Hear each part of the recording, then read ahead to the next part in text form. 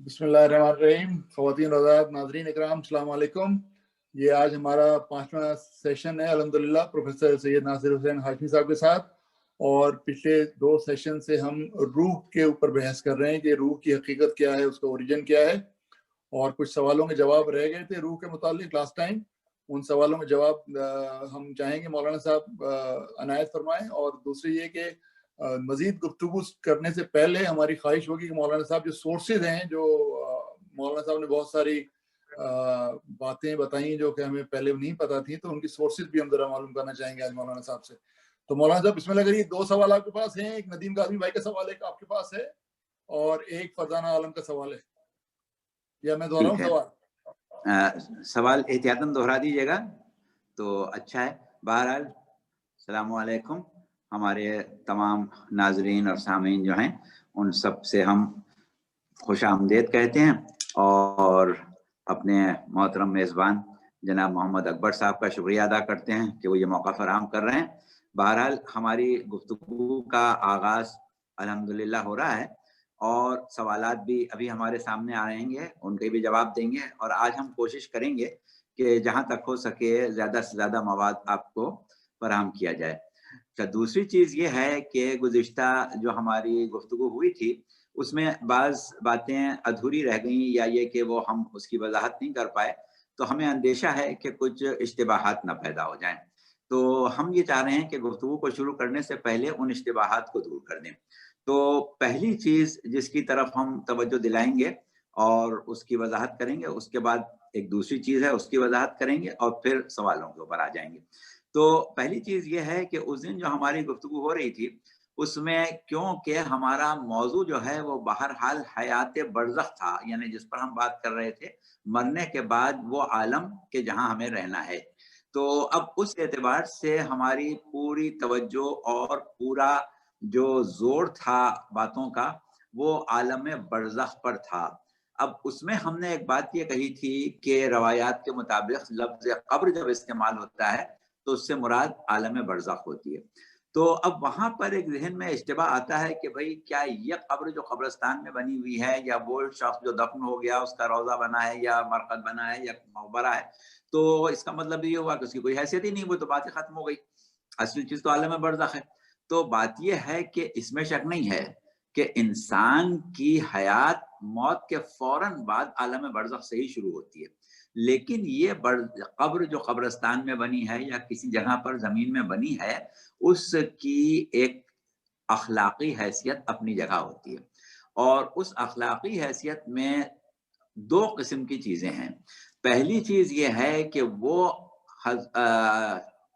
हस्तियाँ के जो अंबिया हैं, औलिया हैं, औसिया हैं, आइम्मा मासूमीन हैं, शुहदा हैं, सालिहीन हैं, उनसे अवामुन्नास का ता क़यामत एक रिश्ते विलायत कायम है। उनके मज़ारात, उनकी कब्रें या उनके वो आसार कि जिन्हें हम कब्र या कब्र से मुशाबे कोई चीज़ कह सकें, वो तो परवरदिगार आलम की तरफ से अब्वाब रहमत हैं और उनसे वसीले का एक रास्ता है। गो कि हम ये नहीं कहते कि वो वहाँ बैठे हुए हैं, वो अपने मकाम पर हैं, आलम बरज़ख में हैं, बल्कि जो इख्तियारात के मुताबिक हर जगह मौजूद हैं, उनको हम हाज़िर नाज़िर जानते हैं, वो सब एक अलग मसला है। लेकिन कब्र से उनका एक राबता इस एतबार से कि हमें एक निशान मिला कि यहाँ से हम उनसे तवस्सुल करें। उसके बाकायदा हमारे पास अहकामात हैं, आइम्मा की तालीम करदा ज़ियारतें हैं, आदाब ज़ियारत हैं, बहुत ज़्यादा सवाब है, वो सब अपनी जगह चीज़ है। इसका आलम बरज़ख से को सदमा नहीं पहुँचता इस चीज़ से, आलम बरज़ख अपनी जगह। अच्छा, दूसरी चीज़ ये है कि हमारे यहाँ एक शरई हैसियत और एक अखलाकी हैसियत ये है कि हम क़ुबूर मोमिनीन की भी इज़्ज़त करते हैं, एहतराम करते हैं। मोमिनीन के कब्रिस्तान में दाखिल होते हैं तो अस्सलामु अलैकुम या अहलल क़ुबूर कह के सलाम करते हैं, या वालिदैन की क़ुबूर के ऊपर औलाद की दुआ कबूल होती है। ज़ियारत क़ुबूर मोमिनीन अपनी जगह ख़ास तौर से शब जुमा एक नेक बात है। वो फ़िक़ही और अखलाकी हैसियतें हैं। एक है अक़ली, फ़लसफ़ी, मंतिक़ी हैसियत, वो आलम बरज़खी है। लेकिन ये कब्र के निशान की बातें हैं, ये अपनी जगह है।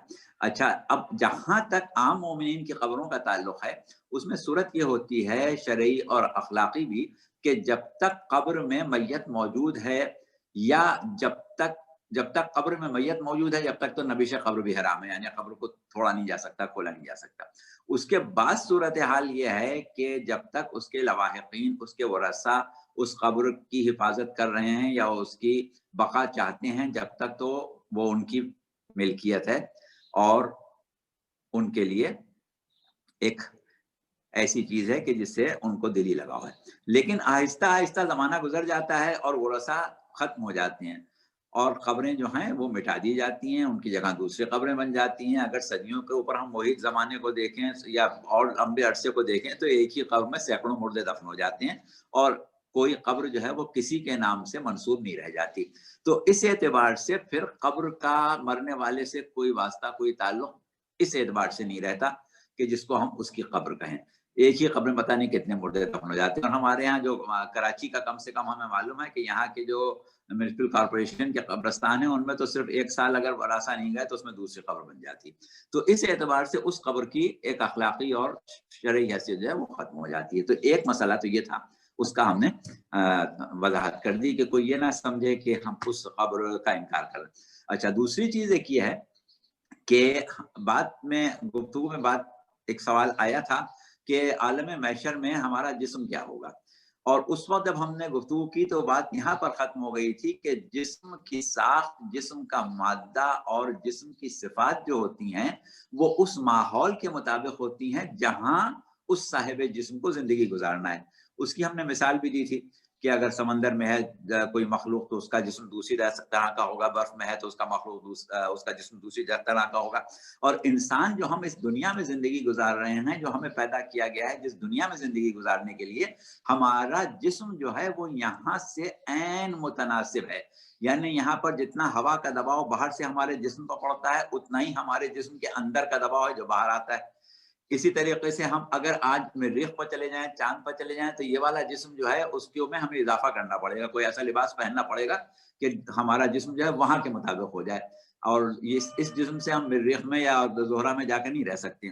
تو یہ کیونکہ جسم جو ہے وہ اس عالم کی مناسبت سے ہوتا ہے جس عالم میں ہم ہیں، اس اعتبار سے ہم نے اس بات کا انکار کیا تھا کہ یہ والا جسم قیامت میں نہیں ہوگا۔ یعنی یہ ایک ایسا جواب تھا کہ جو صرف صاحبان فہم و فراست کے لیے، صاحبان عقل کے لیے، صاحبان فکر کے لیے تھا۔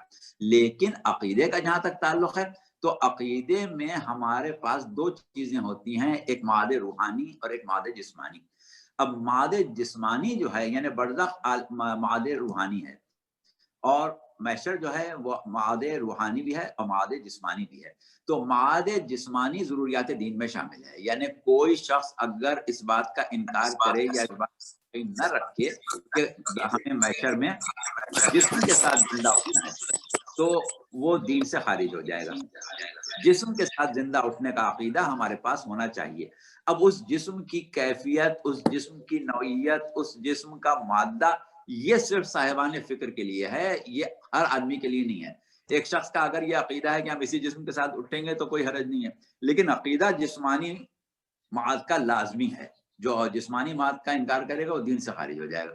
تو ہمیں بنیادی طور پر معاد جسمانی کا عقیدہ رکھنا ہے، لیکن اس جسم کی کیفیت کیا ہوگی، اس جسم کی شکل کیا ہوگی، اس جسم کا مادہ کیا ہوگا اور اس جسم کی صفات کیا ہوں گی، یہ پھر صرف صاحبان عقل کے سوچنے کی چیز ہے، ہر شخص کے اوپر واجب نہیں ہے۔ تو یہ دو وضاحتیں تھیں وہ ہم نے کر دی۔ اب آپ سوال کے اوپر آ جائیں۔ اچھا چلیے اب واپس چل جاتے ہیں ذرا روح کی طرف۔ آپ نے کاظمی صاحب کا جو بتایا تھا، ندیم بھائی کا سوال یہ تھا کہ میں جو ہے وہ مجھے اپنے والدین کے گھر میں ہی پیدا ہونا تھا، میں سوال ہی پیدا نہیں ہوتا کہ ہاں کہ میں کہیں اور پیدا ہوں، اور اگر میں کہیں اور نہیں پیدا ہونا تھا، مجھے یہیں پیدا ہونا تھا، تو جو کہیں اور پیدا ہوا ہے بیچارہ وہ تو رہ گیا کیونکہ وہ تو سید سادات گھرانے میں پیدا نہیں ہوا، تو یہ تو اس کے ساتھ زیادتی ہو گئی۔ صحیح، اس بات کا ہم نے اب اس وقت جواب اس اعتبار سے دیا تھا کہ جو شخص جہاں پیدا ہوتا ہے، جس ماحول میں پیدا ہوتا ہے، جہاں اس کی پرورش ہوتی ہے، اس کے جو اثرات اس کے نفس پر، اس کے ذہن پر مرتب ہوتے ہیں، اس کی وجوہات اور خود اس کی اپنی عقلی اور ذہنی جو حیثیت ہے، کیونکہ امام کا بھی قول ہے کہ روز حشر ہر شخص سے سوال اس کی عقل کے مطابق ہوگا، اور عقل جو ہے وہ اتنا ہی کام کرتی ہے جتنا علم ہوتا ہے، علم سے زیادہ عقل کام نہیں کرتی۔ تو وہ جو کچھ اس کے ساتھ گزرا ہے، جس ماحول میں پیدا ہوا ہے، جن حالات میں پیدا ہوا ہے، جو کچھ اس نے دیکھا ہے، جو اس کو مواقع ملے ہیں، جو نہیں ملے ہیں، اس سے اس نے جو فائدہ اٹھایا ہے، نہیں اٹھایا ہے، ان تمام چیزوں کے مطابق سوال ہوگا، اور روز حشر جس کو سزا ملے گی یا جزا ملے گی یا بڑی سے بڑی بھی سزا ملے گی، کوئی یہ نہیں کہہ سکے گا کہ اللہ نے میرے ساتھ زیادتی کی، اس کو پورا مطمئن کر دیا جائے گا، اس میں کوئی فکر کرنے کی ضرورت ہی نہیں۔ لیکن جو جواب رہ گیا تھا وہ یہ تھا کہ ہم جہاں پیدا ہوئے ہیں کیا اس کے علاوہ بھی کہیں پیدا ہو سکتے تھے؟ تو اس کا جواب نفی میں ہے، ہرگز ممکن نہیں تھا کہ ہم کہیں اور پیدا ہوتے، ہمیں وہیں پیدا ہونا تھا جہاں ہم پیدا ہوئے ہیں۔ کیونکہ جب ہم نے یہ کہہ دیا کہ باہر سے روح آ ہی نہیں رہی ہے، امپورٹ ہو ہی نہیں رہی ہے، تو پھر جب باہر سے آتی تو کہیں بھی چلی جاتی، پھر تو کوئی سی بھی آ جاتی، کہیں بھی چلی جاتی، سب چیزیں اتفاقی تھیں۔ لیکن جب یہ بات طے ہے کہ ہمارا خمیر جو ہے وہ ہماری نسل میں ہمارے والدین سے، ہمارے آباء و اجداد سے، ہمارے شجرے سے آ رہا ہے، تو پھر ہمارے شجرے سے جو چیز آئے گی وہ ہم ہی ہوں گے، ہمارے علاوہ کوئی نہیں ہوگا، ہم کہیں اور نہیں پیدا ہو سکتے۔ ٹھیک ہے، ٹھیک ہے ندیم بھائی، اگر آپ کے سوال کا جواب نہیں ملا ہے ٹھیک سے اور آپ کو مزید وضاحت چاہیے تو پلیز واٹس ایپ کر دیجیے گا کہ کیا سوال ہے آپ کا۔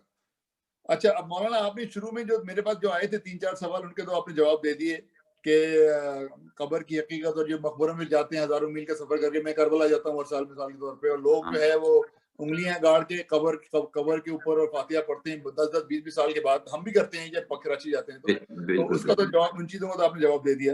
اب ایک سوال جو تھا وہ تھا اپنی فرزانہ کا، جس میں آپ نے لاسٹ ٹائم ذکر کیا تھا کہ جسم روح کا حجاب ہے اور روح عقل کا حجاب ہے، تو وہ اس کو تھوڑا سا مزید وضاحت کی ضرورت ہے کہ روح عقل کا حجاب کس طرح ہے۔ ٹھیک ہے، دیکھیے بات یہ ہے کہ ہم نے جو گفتگو کی اس میں گفتگو کو سادہ رکھنے کے لیے، یعنی اس کو پیچیدگی یا کمپلیکیشن سے بچانے کے لیے بہت زیادہ گہرائی میں فی الحال نہیں گئے، کیونکہ پہلے ہی یہ ہمارا موضوع گہرا تھا۔ اب ہم اس کو اور گہرا کرتے چلے جائیں گے تو ظاہر ہے کہ لوگوں کو سمجھنے میں مشکل ہوگی، دلچسپی کم ہو جائے گی۔ تو صورت یہ ہے کہ ہم نے اپنی ان نشستوں میں انسان کو صرف اس حد تک دیکھا کہ اس کا ظاہر جو ہے وہ جسم مادی ہے اور اس کا باطن جو ہے وہ روح ہے، لیکن اس سلسلے میں اگر ہم تھوڑی اور گہرائی میں جائیں گے جہاں تک ہمیں جانا تھا، اور اس کے آگے جانے کی ضرورت ہمیں محسوس نہیں ہوئی تھی، وہ یہ تھی کہ ہم نے یہ اپنی گفتگو کو اس مقام تک رکھا کہ جسم ظاہر ہے اور روح ہو، نفس ہو، قلب ہو، لب ہو، یہ تمام چیزیں جو ہیں یہ باطن ہیں، اور ان سب کی ایک ہی حیثیت ہے، ایک ہی چیز ہے۔ اچھا، لیکن بات یہ ہے کہ اگر ہم احادیث کی طرف جاتے ہیں، خاص طور سے وہ احادیث جو شیخ محمد ابن یعقوب کلینی نے عقل کے عنوان سے اصول کافی کی کتاب العقل والجہل میں جمع کی ہیں، تو ان سے یہ پتہ چلتا ہے کہ حقیقت انسان جو ہے وہ عقل ہے، جوہر انسان جو ہے وہ عقل ہے، امتیاز انسان جو ہے وہ عقل ہے، روح انسانی اور دیگر تمام جاندار چیزوں کی قوت حیات میں جو امتیاز ہے وہ صرف عقل کی وجہ سے ہے۔ تو اس اعتبار سے ہم یہ نتیجہ نکالتے ہیں کہ جوہر انسان یا حقیقت انسان عقل ہے۔ اب جب ہم جوہر انسان اور حقیقت انسان تک عقل کو قرار دے رہے ہیں، یا یہ کہیں کہ جوہر انسان تک پہنچنے کے لیے عقل تک پہنچ رہے ہیں، تو پھر حقیقت انسان جب عقل ہوئی تو عقل کا حجاب جسم نہیں ہے، کیونکہ عقل جو ہے وہ دراصل مظہر روح ہے۔ عقل ہماری پارٹ آف باڈی نہیں ہے، عقل ہماری روح کی صفت ہے، ہماری روح سے ہماری عقل ظاہر ہوتی ہے، نہ کہ جسم سے۔ تو اس اعتبار سے پھر ہم یہ کرتے ہیں کہ حقیقت وجود انسان عقل، عقل کا حجاب روح، اور روح کا حجاب جسم۔ اس اعتبار سے ہم عقل سے اگر شروع کریں گے اور عقل کو جوہر انسان سمجھیں، عقل کو حقیقت وجود سمجھیں، تو پھر ہمیں عقل کے بعد جسم پر نہیں آ سکیں گے، بیچ میں روح آئے گی، پھر جسم آئے گا، اس اعتبار سے کہا تھا. لیکن ہماری گفتگو جو ہے اس میں ابھی ہم تھوڑا سا آگے بڑھیں گے، لیکن اس کو وہاں تک نہیں پہنچائیں گے. فی الحال انشاءاللہ آئندہ کبھی اگر زندگی رہی تو پہنچائیں گے کہ اس کے بعد بھی خلقت انسان کے اسرار و رموز اور ہیں. اور اس میں پھر یہ کہا جاتا ہے کہ عقل کا بھی ایک جوہر ہے، یعنی عقل خود حجاب ہے، اور عقل کا حجاب جو ہے وہ سر ہے. اور اسی طریقے سے لوگوں نے 5 یا 6 مراتب انسان کی تخلیق میں رکھے ہیں. اور وہ کتابیں جن کا جو لکھی ہیں آیت اللہ روح اللہ خمینی نے، اس میں بھی انہوں نے 4 حجاب رکھے ہیں انسان کے، کہ جسم سے شروع ہو کے پہلے جسم ہے، پھر جسم حجاب ہے جسم مثالی کا، پھر جسم مثالی حجاب ہے روح کا، روح حجاب ہے عقل کا، اور عقل حجاب ہے سر کا. تو اس اعتبار سے خلقت انسانی جو ہے وہ پیچیدہ سے پیچیدہ، پیچیدہ سے پیچیدہ ہوتی چلی جا رہی ہے.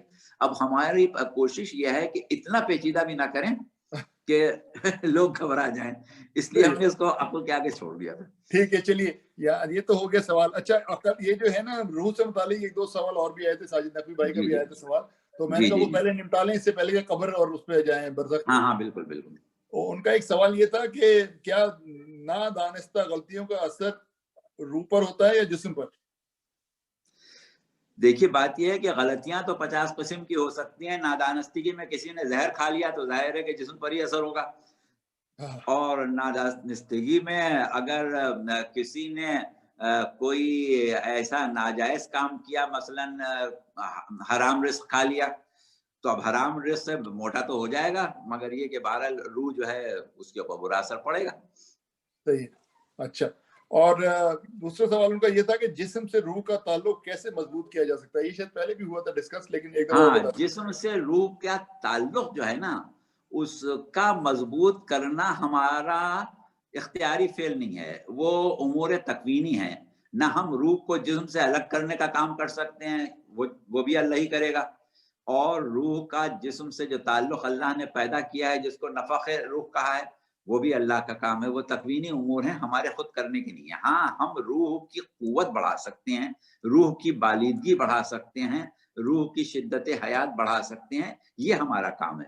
لیکن یہ کہ ہم چاہیں کہ تعلق میں کوئی فرق کریں، وہ نہیں ہو سکتا. وہ تکوینی ہے. جب بچپن میں ہمارا روح سے جو تعلق ہے وہ وہی ہے، جو جوانی میں شباب میں ہے وہ وہی ہے، جو بڑھاپے میں ہے وہ وہی ہے.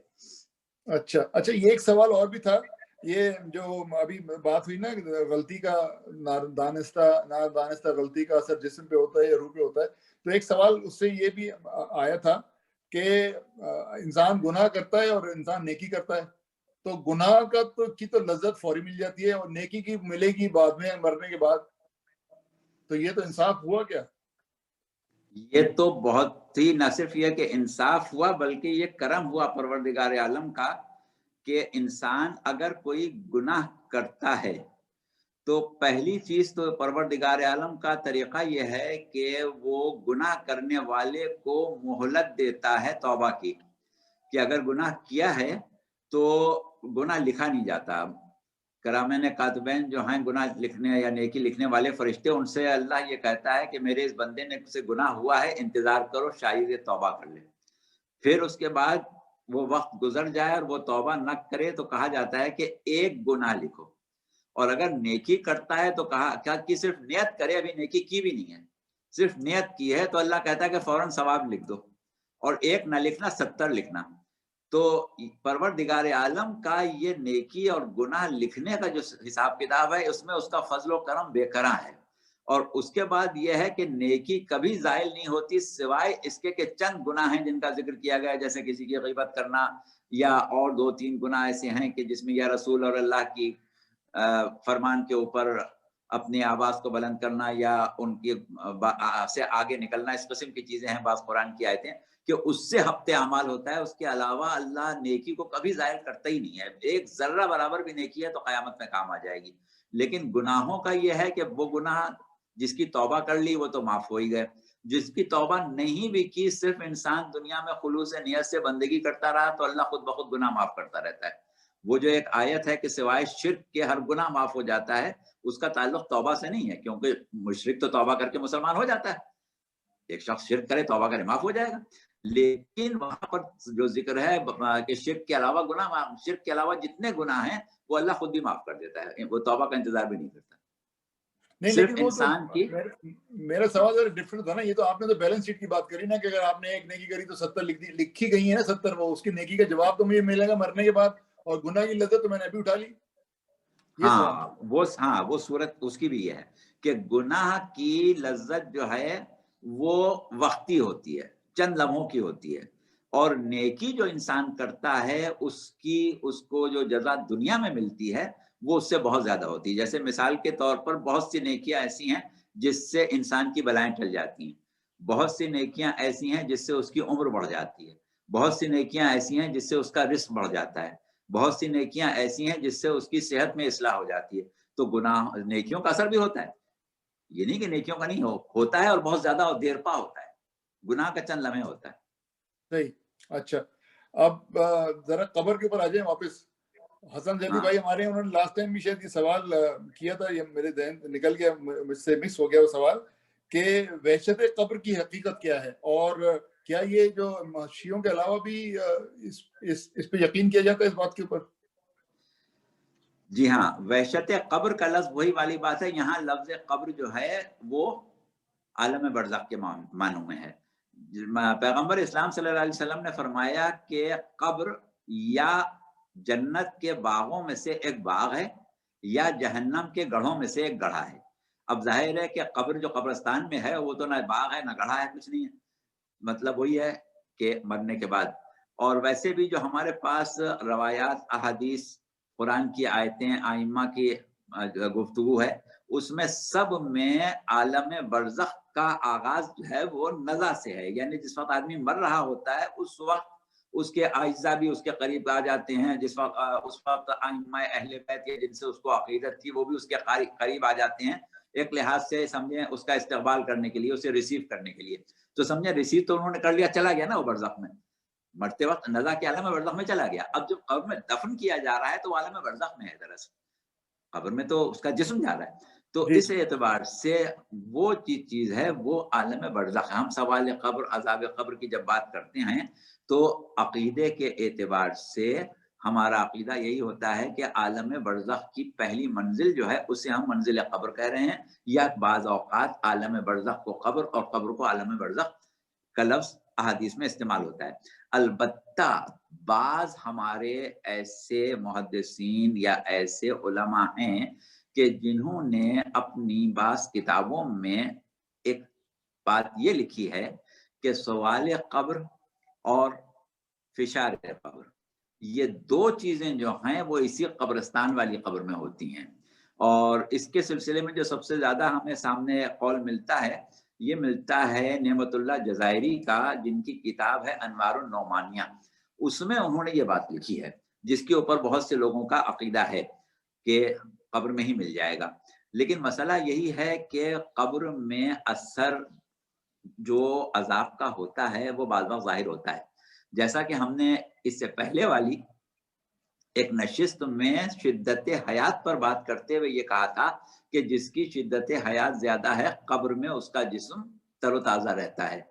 ये बात हमने कही थी, तो जाहिर है कि कब्र में असर तो आ गया ना। अच्छा, इसी तरीके से बहुत से ऐसे शवाहिद मिलते हैं हमें, लेकिन बहुत से का मतलब क्या कि अगर हम कुल आबादी पर उसको देखें तो शाज़ व नादिर, बिल्कुल जिसको आप कहते हैं कि सेल्डम या जो भी उसके लिए लफ्ज आप इस्तेमाल करें, कि ना होने के बराबर, कि बाज़ औक़ात कब्रों में अज़ाब के असरात नजर आते हैं, बहुत ही कम रेयर केसेस में नजर आते हैं। तो उसकी वजह हम ये बताते हैं कि वो लोग कि जिनकी अरवाह बहुत ही ज्यादा खबीस हैं, बेइंतहा खबीस हैं, और उनको बरज़ख में इतना शदीद अजाब दिया जा रहा है कि उस अजाब के असरात जो हैं वो उस जिस्म तक पहुंच रहे हैं जिसको उन्होंने छोड़ दिया है, तो वहां पर नजर आता है। यानी हमसे भी बाज़ औक़ात बाज़ लोगों ने अपने ऐसे मुशाहिदात बयान किए हैं कि जिनमें ये पता चला कि कब्र में अजाब का असर नजर आया।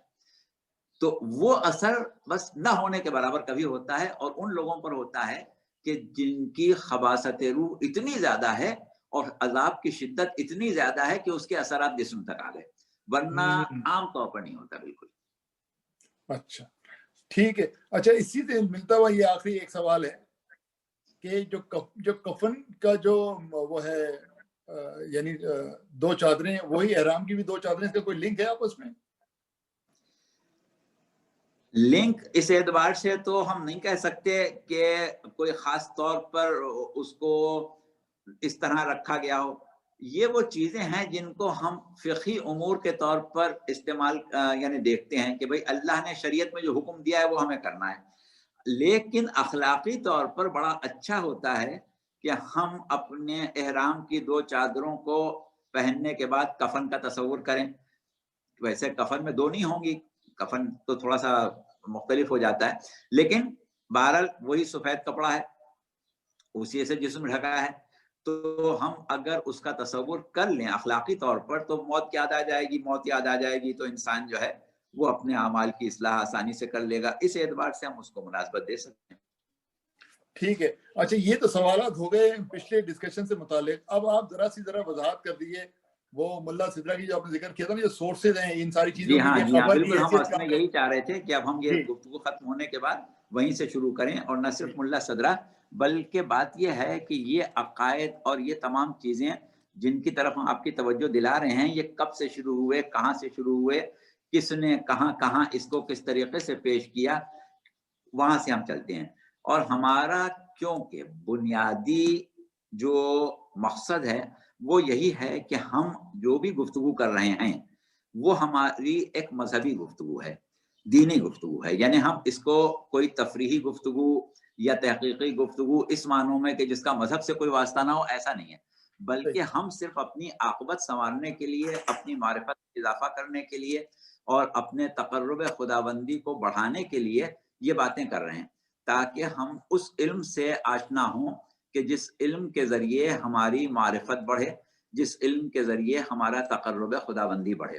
تو ہماری بنیاد جو ہے وہ سوائے تعلیمات وحی و تنزیل کے، سوائے تعلیمات انبیاء کے اور ہم کسی چیز پر تکیہ نہیں کریں گے۔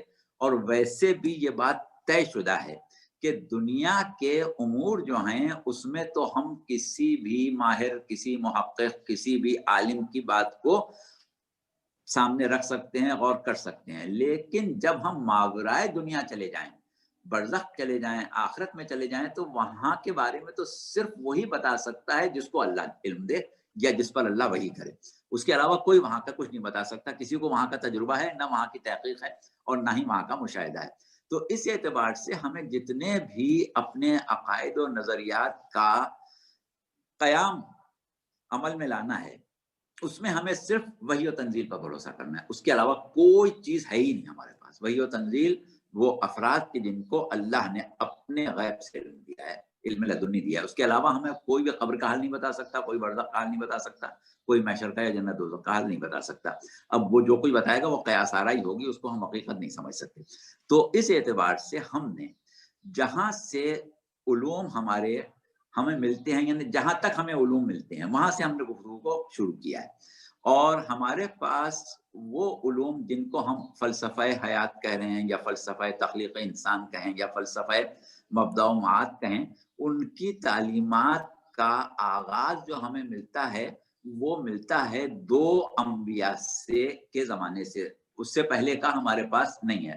حضرت ابراہیم نے کیا بات کی تھی یا حضرت نوح نے کیا بتایا تھا، وہ تعلیمات ہمارے پاس محفوظ نہیں۔ جہاں سے تعلیمات محفوظ ہیں وہاں سے ہم چلتے ہیں۔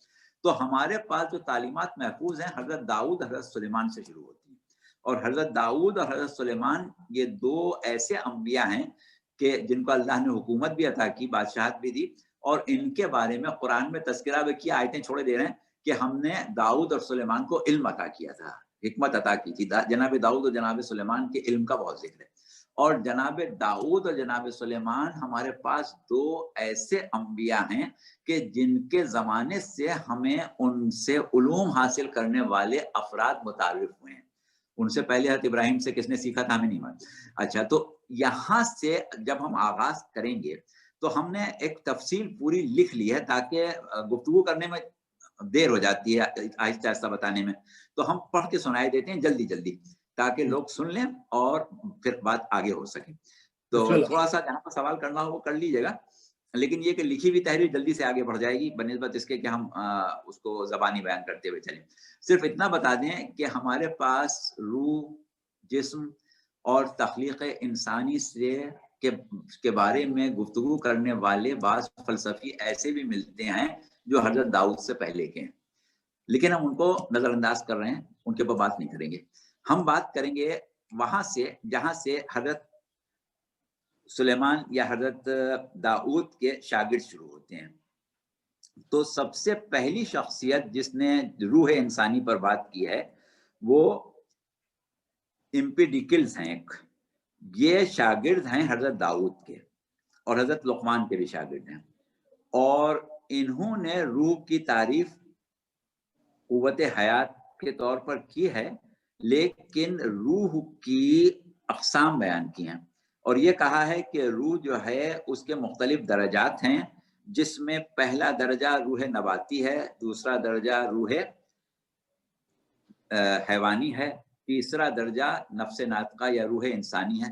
इस तरीके से उन्होंने दर्जात बनाए हैं और उन दर्जात के बाद फिर वो गुफ्तगू करते हैं रूह इंसानी के ऊपर, और रूह इंसानी को वो फिर एक ऐसी चीज़ समझते हैं कि जो आलम बाला की तरफ सफ़र करने वाली है, और इस एतबार से उन्होंने रूह इंसानी को आम रूहों से अलग करार दिया है।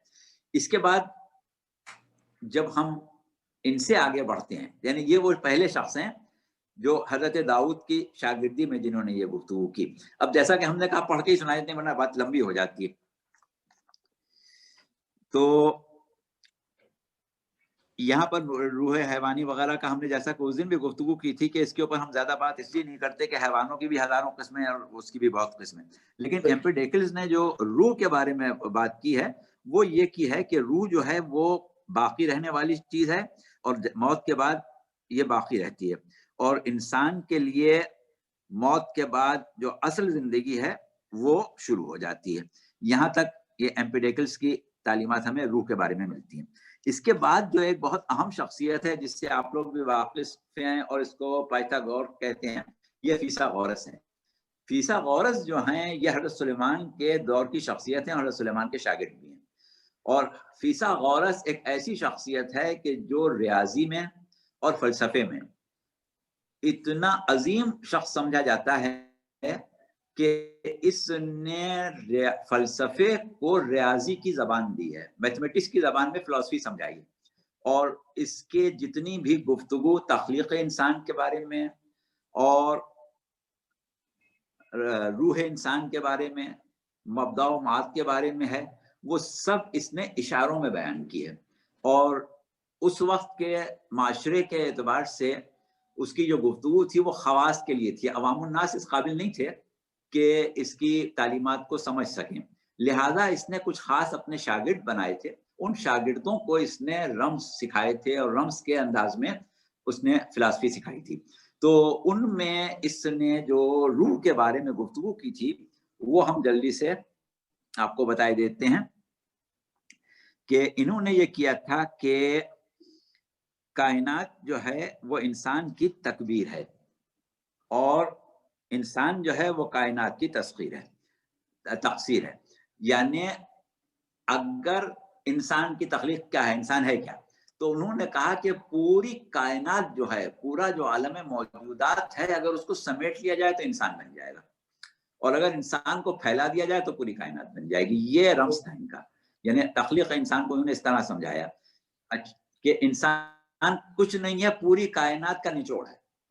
तो अब इसमें ये बहुत बड़ा रम्ज़ मौजूद है कि इसने ये कहा कि इंसान एक नाकाबिले फहम मखलूक है अल्लाह की। अच्छा, ये एक ऐसी चीज है कि इसमें थोड़ा सा तजाद है, वरना मौला का भी एक कौल है कि ऐ इंसान तू अपने आप को थोड़ा छोटा सा कीड़ा समझता है, जबकि तेरे अंदर पूरी कायनात पोशीदा है। इमाम के अक़वाल हैं, उसमें आपने ये फरमाया है कि कायनात आलम कबीर है और इंसान आलम सगीर है, तो ये लफ्ज़ वहां पर भी आया है। तो ये इसने इस तरीके से कहा है कि कायनात को समेटो तो इंसान है, इंसान को फैलाओ तो कायनात है। तो इसने जो बात की है रूह के बारे में वो भी यही की है कि रूह बाकी रहने वाली चीज़ है اور انسان جو ہے وہ فنا ہونے والی چیز نہیں ہے، ہمیشہ باقی رہنے والی چیز ہے.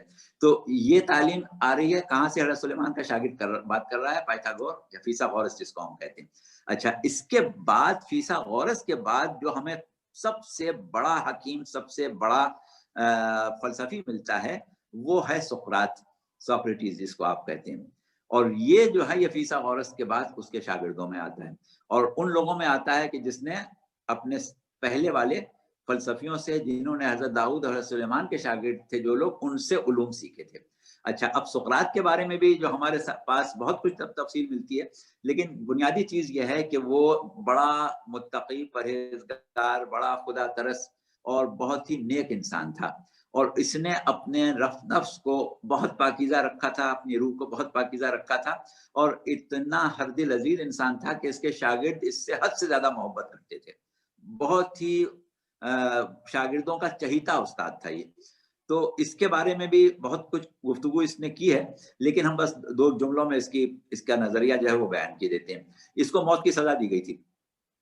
تو جب اس سے بادشاہ نے یہ کہا تھا کہ سقراط کو مار دوں گا، تو سقراط نے اس کا جواب یہ دیا تھا کہ اے بادشاہ، تو سقراط تک کیسے پہنچے گا جو سقراط کو مارے گا؟ تو اس نے کہا کہ کیوں؟ میں تجھے قتل کر دوں گا. تو اس نے کہا بات سن، تو سقراط جو ہے وہ ایک ظرف میں محفوظ ہے، تیری طاقت صرف اتنی ہے کہ تو اس ظرف کو توڑ دے. سبحان اللہ، سبحان اللہ. سقراط ایک ظرف میں محفوظ ہے، تیری طاقت صرف اتنی ہے کہ تو اس ظرف کو توڑ دے. اور جب تو اس ظرف کو توڑے گا تو سقراط کو نہیں پا سکے گا. سقراط سمندر میں اس طرح مل جائے گا جیسے قطرہ پانی میں مل جاتا ہے، اور پھر تو اسے کبھی بھی نہیں پا سکے گا. تو اب اس سے یہ پتا چلتا ہے کہ سقراط اس وقت بھی اشاروں میں یہ بات بتانا چاہ رہا تھا، جیسے کہ ہم نے اپنی گفتگو میں کہا تھا کہ بھائی زید جو ہے وہ اس کا جسم نہیں ہے، حقیقت وجود زید کی روح ہے. وہی وہ بھی بتا رہا ہے کہ سقراط تک تو نہیں پہنچے گا، تو سقراط کے جسم کو ختم کرے گا، سقراط کو نہیں کرے گا. تو حقیقت جو ہے میری. اور اس کے بعد وہ یہ کہتا ہے کہ پھر وہ پانی اس سمندر میں چلا جائے گا جہاں سے تو اسے نہیں پائے گا. تو وہی عالم برزخ کی وسعتوں کی وہ بات کر رہا ہے کہ اس کے بعد عالم برزخ بہت وسیع ہے. ان لوگوں کا زمانہ ایسا زمانہ تھا کہ یہ کھل کے باتیں کر نہیں سکتے تھے، لوگ سمجھ نہیں پاتے تھے سوائے ان کے خاص شاگردوں کے. تو اس اعتبار سے سقراط نے بھی اسی تصور کو پیش کیا تھا اور یہی بیان کرنا چاہا تھا کہ حقیقت انسان روح ہے اور جسم جو ہے وہ حقیقت نہیں ہے. اب سقراط کے بعد ہمیں بہت ہی اہم شخصیت ملتی ہے جس کے بارے میں ہم نے تھوڑا بہت ذکر کیا تھا، اور اس کا تھوڑا سا ذکر کر دیں اور اس کے بعد آگے بڑھیں. سقراط کے جو شاگرد تھے ان میں سب سے زیادہ قابل اور سب سے زیادہ سقراط کے قریب جو شاگرد تھا اور سقراط کے مرنے کے بعد یا قتل ہونے کے بعد سقراط کا قائم مقام قرار دیا گیا، وہ ہے افلاطون. اچھا، افلاطون کے بارے میں جلدی سن لیں. ویسے تو آپ لوگوں کو افلاطون کا تعارف ہے کہ فلسفہ حکمت الہی یعنی موحد فلسفیوں کی نظریات سے مرتب علم فلسفے کے ستون یا بنیادی حیثیت رکھنے والے اور اس حقیقت سے انتہائی اہم مقام رکھنے والے شخصیت ہیں. اور دنیا میں سب سے زیادہ مشہور فلسفی سقراط، افلاطون اور ارسطو ہیں، یعنی ایرسٹوٹل. یہی 3 نام ہیں. انہوں نے جن ذرائع سے علوم میں مہارت حاصل کی ان میں سر فہرست نام سقراط کا ہے جو ابھی ذکر ہوا ہے. فیثاغورس کے شاگرد اور وہ حضرت سلیمان کے شاگرد تھے. فارس کا مشہور شہنشاہ دارا جس کو سکندر اعظم سے جنگ میں شکست ہوئی تھی اور وہ موت کے گھاٹ اتارا گیا تھا، اس کا بیٹا ارتشیر کا زمانہ تھا جس زمانے میں افلاطون پیدا ہوئے تھے. اور سقراط کے قبل اور بعد ان کے قائم مقام سمجھے گئے. ان کے بعض فلسفی نظریات مثل افلاطونیہ، مثل متعلقہ وغیرہ مشہور ہیں. اس کے علاوہ یہ ہے کہ فلسفہ جدید کے ماہرین بھی کافی حد تک یقیناً ہمارے سامنے. اچھا ہاں، ہم یہ کہنا چاہ رہے تھے کہ یہ سقراط کے بارے میں زیادہ بات کرنے کی ضرورت افلاطون کی اس لیے بھی نہیں ہے کہ ہمارے جو سامعین ہیں اس میں ایسے لوگ ہوں گے کہ جو فلسفہ پڑھے ہوئے ہیں اور فلسفے سے متعلق انہوں نے کافی کتابوں کا مطالعہ کیا ہے، تو افلاطون کو بہت اچھی طرح جانتے ہوں گے. البتہ عربی اور فارسی لٹریچر میں جب ہم چلے جاتے ہیں تو اس میں افلاطون کی تعلیمات جو ہیں براہ راست ہمیں نسبتاً کم ملتی ہیں، جبکہ ہمارے ایک مشہور فلسفی، مسلمان فلسفی جن کا ذکر بھی ہمارے وہاں تک نہیں آنا تھا، جن کا ہمیں تعارف پہلے بھی کرا دیا تھا، شہاب الدین سہروردی، یہ جو ہیں سہروردیہ سلسلے کے بانی ہیں اور صوفی ہیں، اور ان کی تعلیمات جو ہیں وہ ایک خاص قسم کا فلسفہ ہے. اس فلسفے کو ہم کہتے ہیں فلسفہ اشراقی. فلسفے کی مختلف قسمیں ہیں جس میں فلسفہ اشراقی ایک قسم ہے. یہ متعارف کرائی ہے شہاب الدین سہروردی نے، اور شہاب الدین سہروردی اپنی تمام تعلیمات کا ماخذ جو ہے وہ افلاطون کو بتاتے ہیں. وہ کہتے ہیں یہ ساری تعلیمات جو میں دے رہا ہوں، جو باتیں کر رہا ہوں، سب افلاطون سے لی ہیں میں نے. تو اب اس کے مطابق ان کا جو نظریہ ہے وہ والا ہے کہ جسم میں انسان کی ارواح جو ہیں وہ دنیا میں خلق نہیں ہوئی. اب افلاطون کا بھی نظریہ تھا یا نہیں تھا، یہ بات کی بات ہے، پھر وہ ہم ملا صدر تک آئیں گے جب بتائیں گے. ان کا کہنا یہ ہے کہ اب وہ نظریہ ہم پڑھ کے سنائی دیتے ہیں کہ وہ یہ کہتے ہیں، یہ سہروردی صاحب، یہ سہروردی صاحب کا، جو کہ وہ افلاطون کے نام سے بیان کرتے ہیں. یہ نہیں کہتے میرا ہے، وہ کہتے ہیں یہ افلاطون کی تعلیم ہے. اچھا، ہمیشہ سے روحیں ایک عالم عیش و نشاط میں، جسے عالم ارواح کہا جاتا ہے، اپنی کیفیت کمال ممکنہ یعنی عالم برزخ یعنی عالم ارواح میں روح کے کمالات کی جتنی منزلیں طے ہو سکتی ہیں وہ سب طے کر چکی تھیں. اب بعض ایسے کمالات باقی تھے کہ جن کا حصول بغیر آلات کے استعمال ممکن نہیں ہے، اور روح کا آلہ جو اس سلسلے میں کارآمد ہے وہ جسم مادی ہے.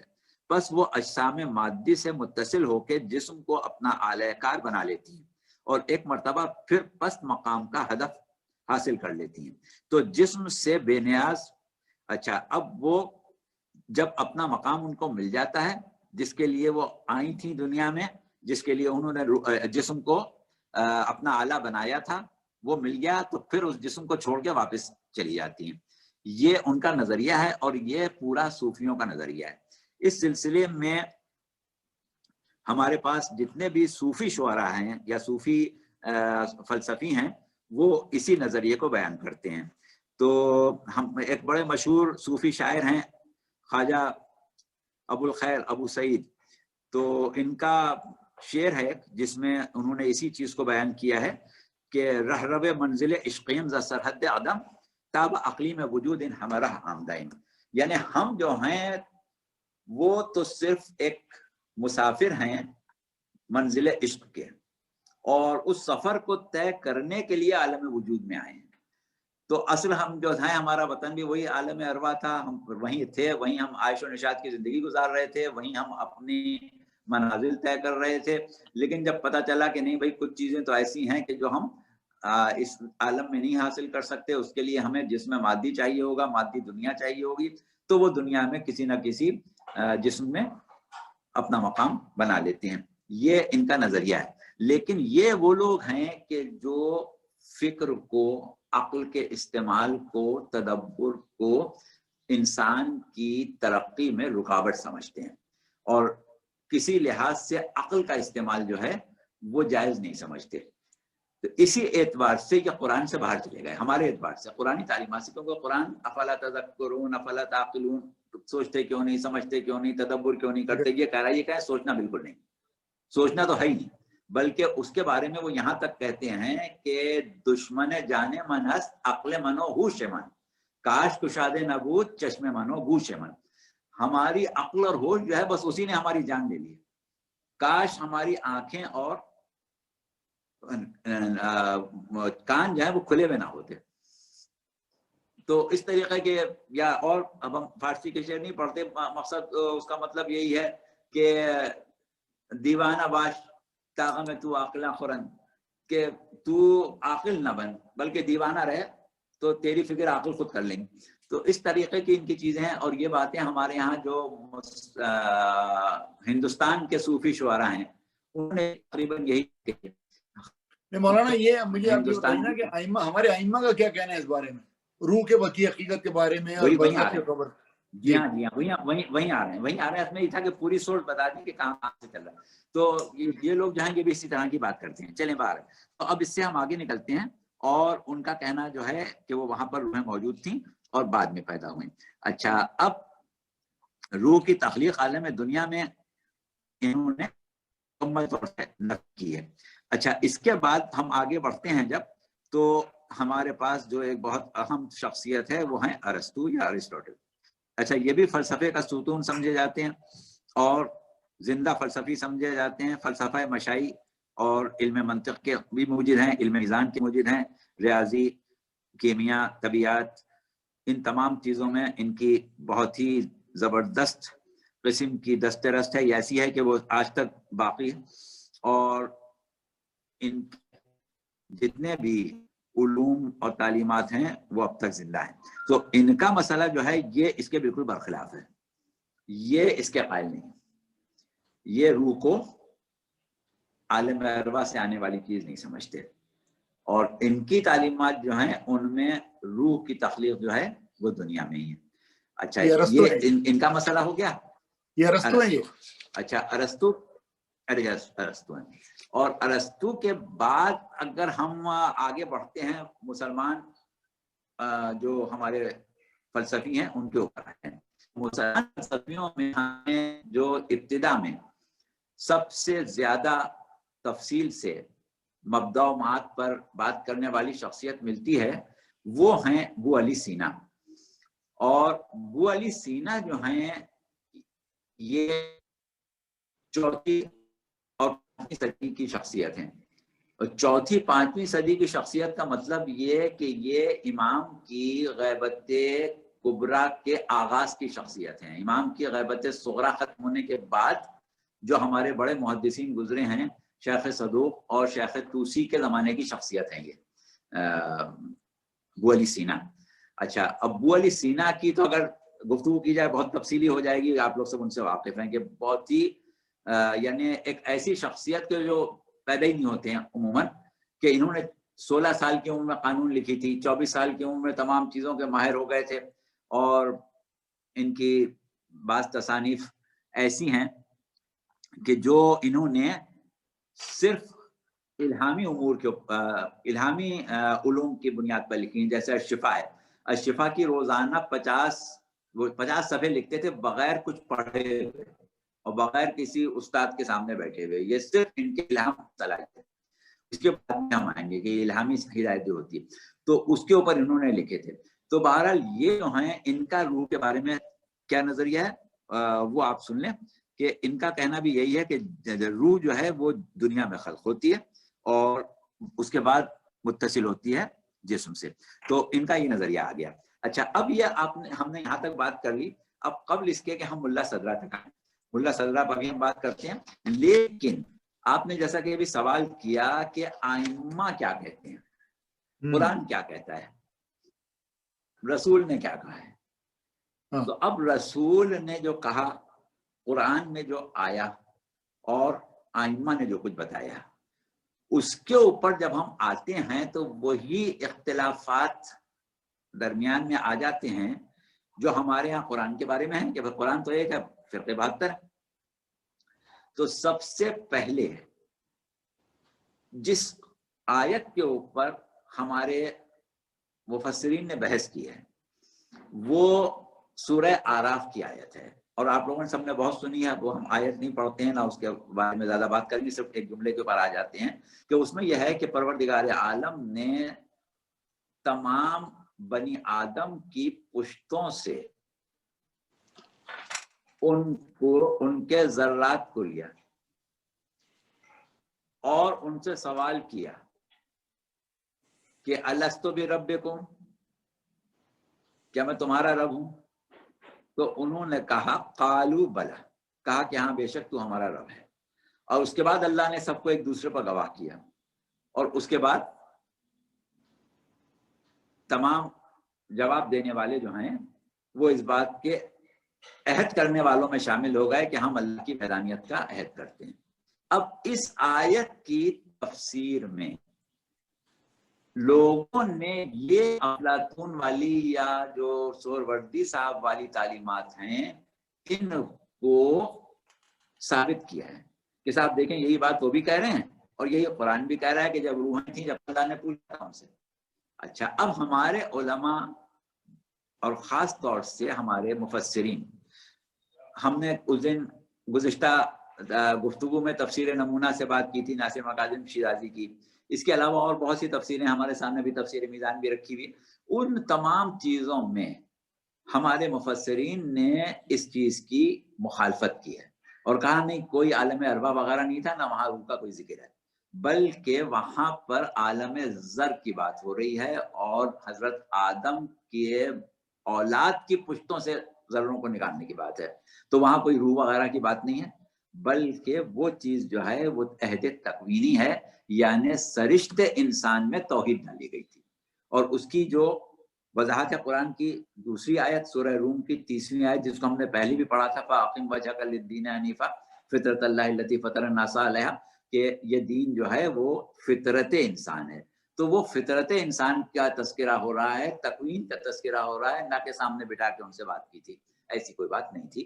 تو اس اعتبار سے اس قرآن کے اوپر جہاں یہ لوگ یہ بات کرتے ہیں وہ ختم ہو جاتی ہے. اچھا اب اس کے بعد کیونکہ صوفیوں نے اپنے مکتب کی تبلیغ بہت زیادہ کی اور یہ تمام نظریات انہی صوفی مبلغین سے شیعوں نے بھی لیے سنیوں نے بھی لیے، اس لیے یہ دونوں فرقے جو ہیں یا دونوں مکاتب جو ہیں عالم اسلام کے وہ اس سے زیادہ مانوس ہیں، اس بات سے زیادہ مانوس ہیں کہ پہلے روحیں موجود تھیں.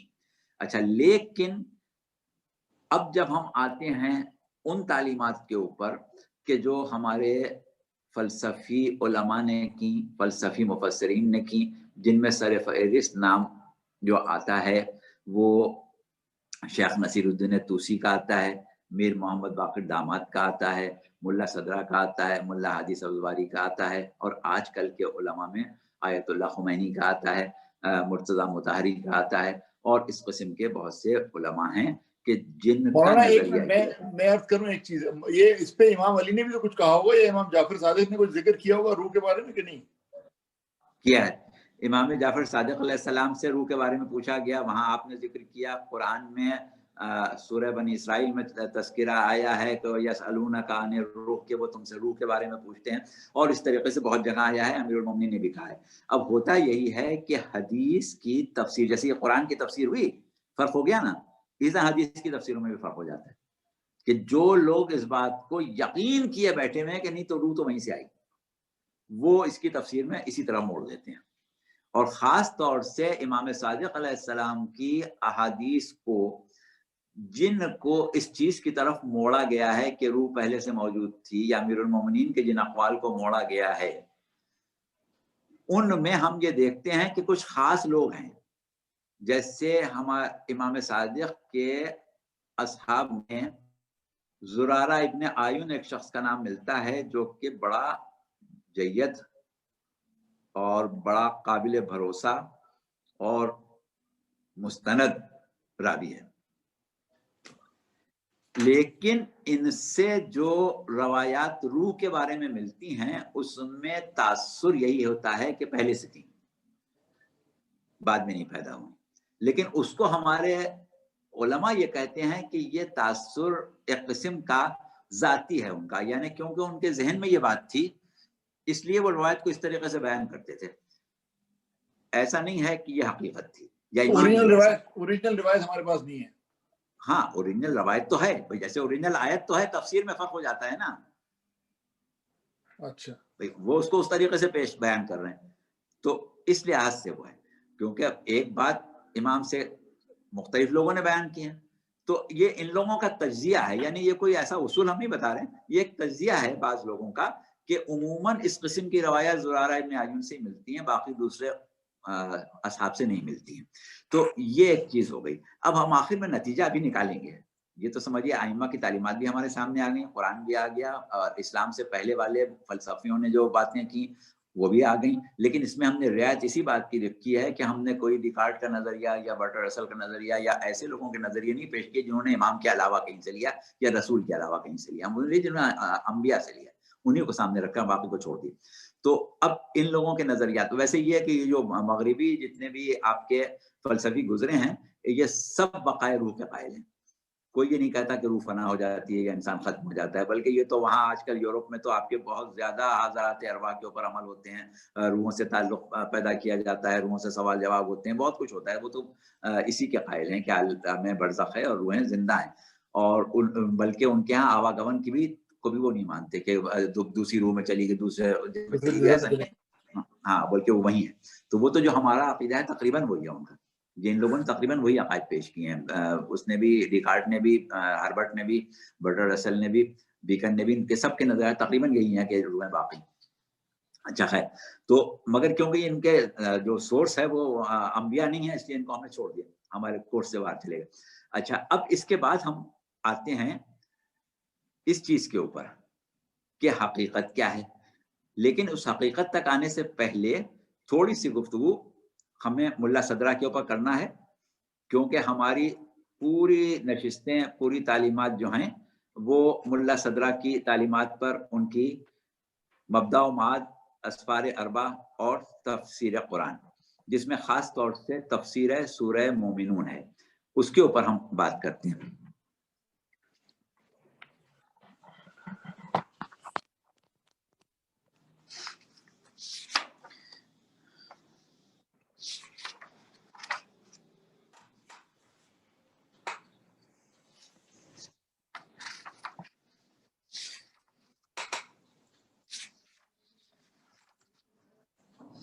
بہرحال ملا صدرہ کے بارے میں ہم تھوڑی سی بس وضاحت کر دیں, کیونکہ انشاءاللہ ہماری ساری گفتگو جو ہے وہ ملا صدرہ کے ہی نظریات کے اوپر مبنی ہے. تو وہ جو کچھ ہم بات بیان کریں گے وہ آپ سمجھ لیجیے گا کہ ہم ان سے ہی لے کے بات کر رہے ہیں. ویسے وہ امیزون پہ مل گئی کتابیں, میں نے آرڈر کر دی ہیں ملا صدرہ کی کتابیں, اربع جو ہے نا, منگوا لی, اس میں سے 3 مل گئی ہیں اربع, یہاں پر مل گئی, امیزون پہ مل گئی, میں نے آرڈر کر دی 3.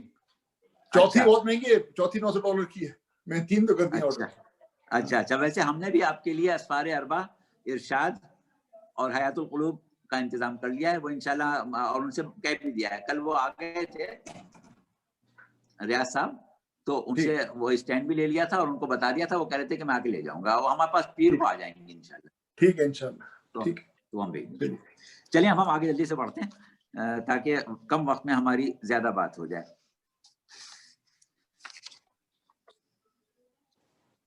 تو اب اصل جو بات ہمیں کرنا ہے اس کے اوپر آ جاتے ہیں. جہاں تک ملا صدرہ کا تعلق ہے, یہ 11ویں صدی کی شخصیت ہیں, اور انہوں نے جو گفتگو کی ہے مبدا و معاد میں, تفسیر قرآن میں اور اسفار اربع میں, اس میں سیدھی سی بات یہی ہے کہ روح کا جو بھی تخلیقی مرحلہ ہے وہ عالم دنیا میں شروع ہوتا ہے, اور جس طریقے سے پھل میں خوشبو یا ذائقہ, یا پھول میں خوشبو, یا گیہوں میں وٹامنس, جو چیز بھی پیدا ہوتی ہے وہ خود اس کے اندر پیدا ہوتی ہے. اور اگر ہم اس کو باہر سے مان لیں تو عقلاً ثابت ہی نہیں ہوتا, بالکل عقلاً یہ بات جو ہے وہ غلط ہو جاتی ہے. اس کے سلسلے میں اب ہم ملا صدرہ کو ابھی فی الحال چھوڑے دیتے ہیں, کچھ ہم خود ہی یہیں سے شروع کیے دیتے ہیں, کیونکہ ہماری جو تعلیمات ہیں وہ سمجھو ان سے محفوظ ہیں. تو وہ یہ ہے کہ اب ہم ایک بات پیش کرتے ہیں اس سلسلے میں. اب یہ ہماری گفتگو شروع ہو رہی ہے, اب کسی کی نہیں, اب یہ ہم اپنی بات کریں. وہ یہ ہے کہ ہم آپ سے پوچھتے ہیں کہ فرض کریں آج کے دور میں, جدید عہد میں ہم رہ رہے ہیں, اب اس وقت اعضاء کی پیوند کاری بہت عام ہو گئی ہے. ایک شخص ہے زید, کسی حادثے میں اس کی آنکھیں ضائع ہو گئیں, اب وہ اسپتال میں زیر علاج ہے. ایسے میں پتہ چلا کہ ایک شخص بکر سینے پر گولی لگنے سے یا چوٹ لگنے سے مر گیا, جوان آدمی تھا, آنکھیں اس کی بالکل صحیح تھیں. ڈاکٹروں نے کہا کہ ایسا کرتے ہیں کہ زید کی آنکھیں تو ضائع ہو گئی ہیں, ہم اس کو بکر کی آنکھیں جو ہیں وہ لگائے دیتے ہیں. لہٰذا زید کی آنکھوں کی جگہ بکر کی آنکھیں لگا دی گئیں. اب زید جو تھا وہ بکر کی آنکھوں سے دیکھنے لگا اور اسپتال سے نکل کے جو گھر پہنچا تو اس کی ماں بھی چھپ گئی, بیوی بھی چھپ گئی, بہنیں بھی چھپ گئیں کہ یہ تو بکر کی آنکھیں ہیں, ہم بکر تو نامحرم ہے, ہمیں بکر کی آنکھوں سے دیکھا جا رہا ہے. بتائیں کیا وہ حق بجانی میں اس سے چھپنے میں کہ بکر تو نامحرم تھا, بکر کی آنکھوں سے ان کو دیکھا جا رہا ہے. تو دیکھ تو رو رہی ہے نا اس کی. یہی بات آپ سے ہم کر رہے ہیں کہ وہ حق بجانب نہیں ہے کیونکہ آنکھیں نہیں دیکھتی, زید دیکھ رہا ہے. آنکھیں نہیں دیکھ رہی ہیں, زید دیکھ رہا ہے. تو اس کا مطلب یہ ہوا کہ کان نہیں سنتے, زید سنتا ہے. زبان نہیں بولتی, زید بولتا ہے. صحیح, ٹھیک ہے نا. تو جو کچھ بھی ہے تو جسم تو آلہ کار ہے, اصل چیز روح ہے. اور ماں سے, بہنوں سے, بیوی سے جو رشتہ تھا وہ جسم کا نہیں تھا, وہ روح کا تھا. تو یہ بات تو طے ہے کہ محرم یا نامحرم ہونے کا تعلق جسم سے نہیں ہوا, روح سے ہوا نا. اچھا اب بتائیں کہ اگر زید کی روح جو ہے وہ عالم برزخ کے روح کے گودام میں سے ایک روح ہاتھ ڈال کے نکال لی گئی, وہ زید کی روح ہو گئی. اب زید کے ہاں بیٹی پیدا ہوئی ہاجرہ, اس کی روح جو تھی وہ بھی عالم برزخ سے نکالی, اس کے یہاں ڈال دی گئی. اب ہاجرہ کا وہ جسم کا مادہ جو وہ ماں کے پیٹ سے لے کے پیدا ہوئی تھی, اس میں تو زید کی جسمانی عضویت یا جسم کا عضو ہونا ہم مان لیں گے, یا جسم کا حصہ یا پارٹ ہونا یا جز ہونا, تو جسم جو ہے وہ ہو گیا محرم اور روح ہو گئی. ہاں تو اس حساب سے جسم. اچھا اب ہوا کیا کہ وہ بچی ہو گئی 12-15 سال کی, 16 سال کی, تو وہ جو جسم لے کے پیدا ہوئی تھی وہ تو ختم ہو گیا. اب تو جو دنیا کی غذا کھا رہی تھی وہ اس سے اس کے خلیے بن رہے تھے, خون بن رہا تھا, ہڈیاں بن رہی تھی, نشوونما ہو رہا تھا. تو اب بتائیے کہ زید میں اور ہاجرہ میں رشتہ کیا رہ گیا؟ صحیح, کوئی رشتہ نہیں رہا نا. تو اب تو اس کی بیٹی نہیں رہنا چاہیے اس کو. جب تک کہ ہم یہ نہ مانیں کہ روحیں شجروں سے بن رہی ہیں, کسی گودام سے نہیں آ رہی, جب تک محرم نامحرم رشتہ ماں باپ بھائی بہن کچھ ہو ہی نہیں سکتا. شجرے بن ہی نہیں سکتے, نسلیں بن ہی نہیں سکتی, جب تک کہ ہم یہ نہ مانیں کہ حقیقت وجود جو ہے وہ اسی مادے سے وجود میں آئی ہے جو شجروں سے آ رہے ہیں, جو نسلوں سے آ رہے ہیں. عالم ارواح سے مان ہی نہیں سکتے, عقلاً نہیں مان سکتے. صحیح.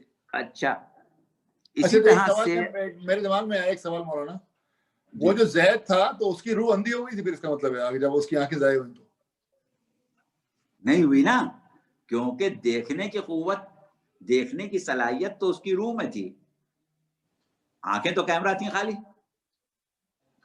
اچھا تو کیمرہ ٹوٹ گیا.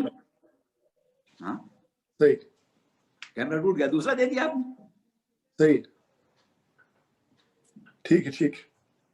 تو اس اعتبار سے یہ ممکن ہی نہیں ہے کہ جو شخص, یا کاظمی صاحب کے سوال پر آپ آ گئے کہ روح سے, روح جو ہے وہ کسی کا بیٹی نہ ہو, کسی کا باپ نہ ہو, یہ ممکن ہی نہیں ہے.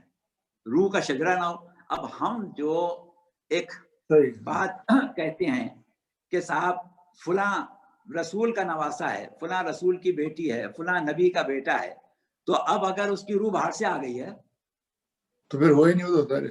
صحیح, تو وہ شجرے میں خوبی کیا ہوئی, کیونکہ حقیقت وجود تو وہی ہے. تو اس اعتبار سے یہ طے ہے کہ جب تک ہم یہ نہ مانیں کہ روح جو ہے وہ دنیا میں خلق ہوتی ہے, جب تک ہم اس چیز کا تصور ہی نہیں کر سکتے, نہ شجروں کی کوئی اہمیت رہے گی, نہ نسلوں کی کوئی اہمیت رہے گی, نہ رشتوں کی کوئی اہمیت رہے گی, سب ختم ہو جائے گا اگر روح امپورٹ کر لیں.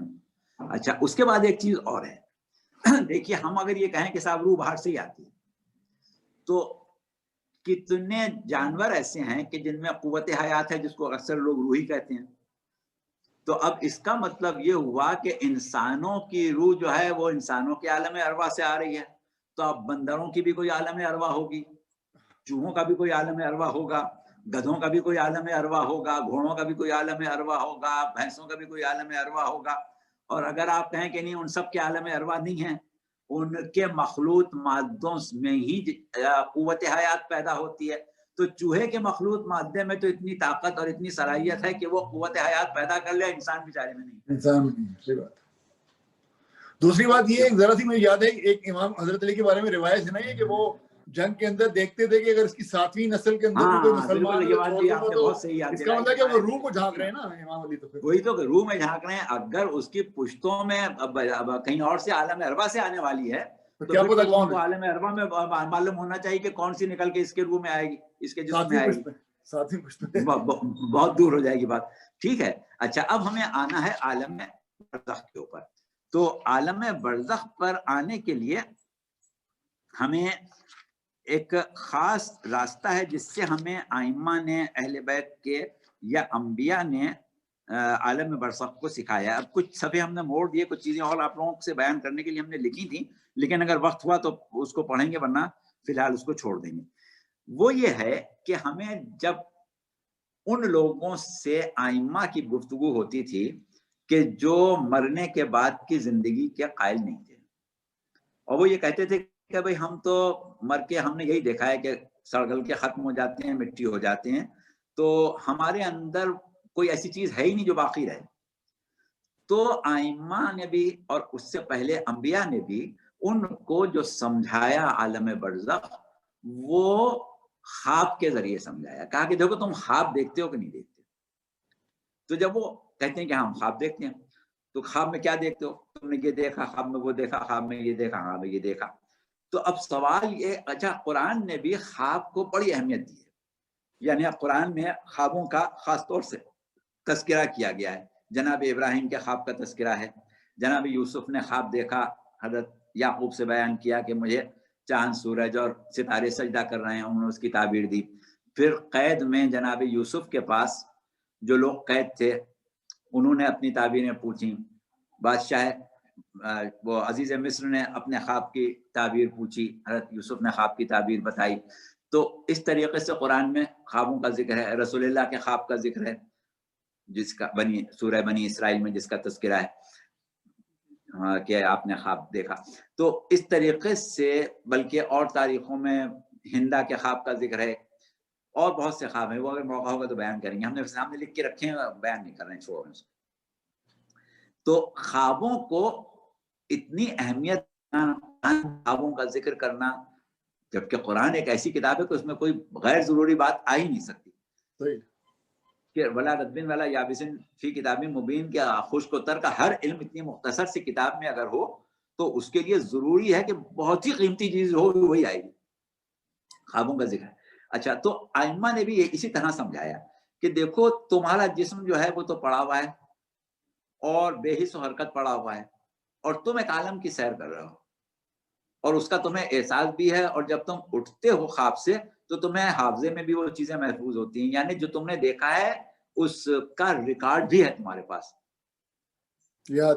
تو ہاں، تو اس کا مطلب یہ ہے کہ کوئی عالم ہے ایسا جس سے تم ابھی شعوری طور پر واقف نہیں ہو، لا شعوری طور پر تم اس کا ایک جز ہو، اس کا ایک حصہ ہو. تو وہ عالم جو ہے وہ عالم برزخ ہے. تو اس طریقے سے عالم برزخ کو جگہ جگہ جب سمجھایا گیا تو خواب کے ذریعے، عالم رویا کے ذریعے سمجھایا گیا. اچھا، اب عالم رویا کا جہاں تک تعلق ہے، وہ جدید سائنس نے، جدید علماء نے خواب کے اوپر بہت کام کیا ہے. آپ کے یہاں یورپ، امریکہ وغیرہ میں خواب کے اوپر بہت کام کیا گیا.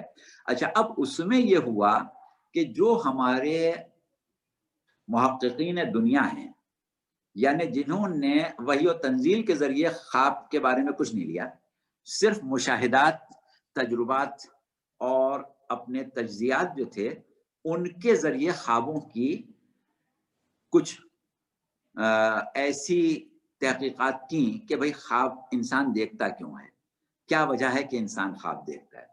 اچھا، ہمارے پاس جو روایات ہیں، احادیث ہیں خوابوں کے بارے میں، اور قرآن کی آیت بھی ہے، سورۃ تنویر کی ایک جگہ آیت بھی ہے کہ خواب دیکھنا جو ہے وہ انسان کی صلاحیت، یعنی خواب دیکھنے والے کی صلاحیت برزخی کی علامت ہوتی ہے۔ اس اعتبار سے ہمارے بعض علماء یا مفسرین یہ کہتے ہیں کہ جانوروں میں بھی بعض جانور ایسے ہیں جو خواب دیکھتے ہیں۔ تو جو جانور خواب دیکھتا ہے یہ سمجھ لیں کہ اس کے لیے محشر ہے، اس کے لیے برزخ ہے۔ اب یہ اور بات ہے کہ جانور کی باز پرس اس کی جو شعور ہے اس کے مطابق ہے، شعور تو نہیں ہے اس میں، مطلب اس میں جتنی سمجھ ہے اس کے مطابق ہے، کیونکہ جانور عقل نہیں رکھتا، صرف سمجھ رکھتا ہے، تو سمجھ کی حد تک اس کی باز پرس ہے۔ لیکن اب وہ کچھ جانور ہیں جو خواب دیکھتے ہیں۔ اب یہ ہماری تحقیق نہیں ہے کہ کون سے جانور خواب دیکھتے ہیں۔ ہاں یہ ضرور سنا ہے کہ بلی کو خواب میں چیچڑے نظر آتے ہیں، اب بکرے کو چھری نظر آتی ہے، ہاں بکرے کو چھری نظر آتی ہے بکرے کو، ہاں، مگر یہ کہ کبھی بلی نے بتایا نہیں کہ اس کو خواب میں کیا نظر آتا ہے۔ تو لیکن جو لوگ کتے پالنے کے شوقین ہیں، اور آپ لوگوں کو ایسے لوگوں سے بہت واسطہ پڑتا ہے جو کتے پالتے ہیں، تو شاید آپ کا کوئی تجربہ ہو کہ کتے کو خواب نظر آتا ہے۔ پتہ نہیں، بہرحال خیر اب چھوڑیں، نظر آئے نہیں تو وہ تو کتا ہی بتائے گا۔ تو جن جانوروں کو خواب نظر آ جائے ان کو برزخی کہا جاتا ہے، اسی اعتبار سے کہ خواب جو ہے وہ برزخ کی ہی علامت ہے۔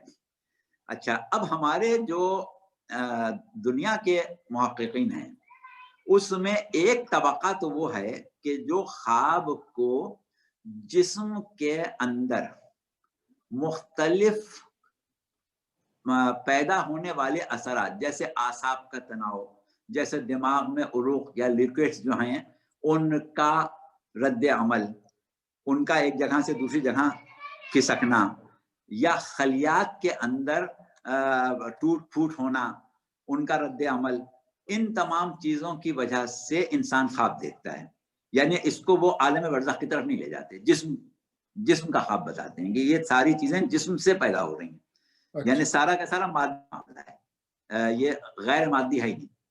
تو ایک نظریہ یہ ہے، اور اس میں شک نہیں ہے کہ یہ اپنی جگہ ہمارا تجربہ بھی ہے کہ بعض وقت انسان بے چین سو رہا ہے تو اس کو خواب نظر آنے لگتے ہیں، بعض وقت انسان کسی چیز سے تکلیف محسوس کر رہا ہے، مثال کے طور پر سوتا ہوا آدمی جو ہے بہت گہری نیند سو رہا ہے اور اسے پیشاب کی حاجت ہے، نیند کی وجہ سے اٹھ نہیں رہا ہے، تو وہ خواب میں دیکھ رہا ہے کہ مجھے کہیں جگہ چاہیے، بیت الخلاء ڈھونڈ رہا ہے، اس طرح کے خواب نظر آتے ہیں۔ تو اس کا تعلق روح سے تو نہیں ہے، وہ سارا کا سارا جسمانی معاملہ ہے۔ اچھا، ایک تشریح ہو گئی خواب کی۔ اس کے بعد ایک دوسرا گروہ ہے، وہ یہ کہتا ہے کہ خواب جو ہیں اس کا سارا تعلق نفسیات سے ہے۔ جتنے ماہرین نفسیات ہیں وہ جب انسان کے نفس میں پڑے ہوئے مختلف قسم کے شکوک و شبہات، مختلف طریقے کی گرہیں، مختلف طریقے کے ان کے جو نفسیاتی امراض ہیں ان کو ڈھونڈنا چاہتے ہیں، تو وہ اس کے خواب سے تجزیہ کرتے ہیں، خواب میں کیا دیکھتا ہے۔ اور یہ حقیقت بھی ہے کہ انسان جس چیز میں دن بھر مصروف رہتا ہے یا تو وہ خواب دیکھتا ہے، یا جس چیز کی تمنا کرتا ہے وہ خواب دیکھتا ہے، یا جو خواہشات ناتمام رہ جاتی ہیں وہ خواب میں دیکھتا ہے۔ کہ اب ایک شخص ہے، اس کو گھوڑے پر بیٹھنے کا بڑا شوق ہے لیکن کبھی موقع نہیں ملا، وہ خواب میں دیکھ رہا ہے کہ میں گھوڑے پر بیٹھا دوڑتا چلا جاؤں۔ یا کسی سے ملنے کا بڑا اشتیاق ہے، وہ نہیں ملتا ہے تو وہ خواب میں اس کو دیکھ لیتا ہے۔ تو یہ پورا کا پورا تجزیہ جو ہے وہ نفسیاتی ہے خوابوں کا۔ لیکن تیسرا گروہ ایک ایسا ہے جو یہ کہتا ہے کہ نہیں، روح سے خواب کا تعلق بھی ہے، کہ روح کے احساسات اور روح کے مشاہدات جو ہیں وہ انسان خواب میں دیکھتا ہے۔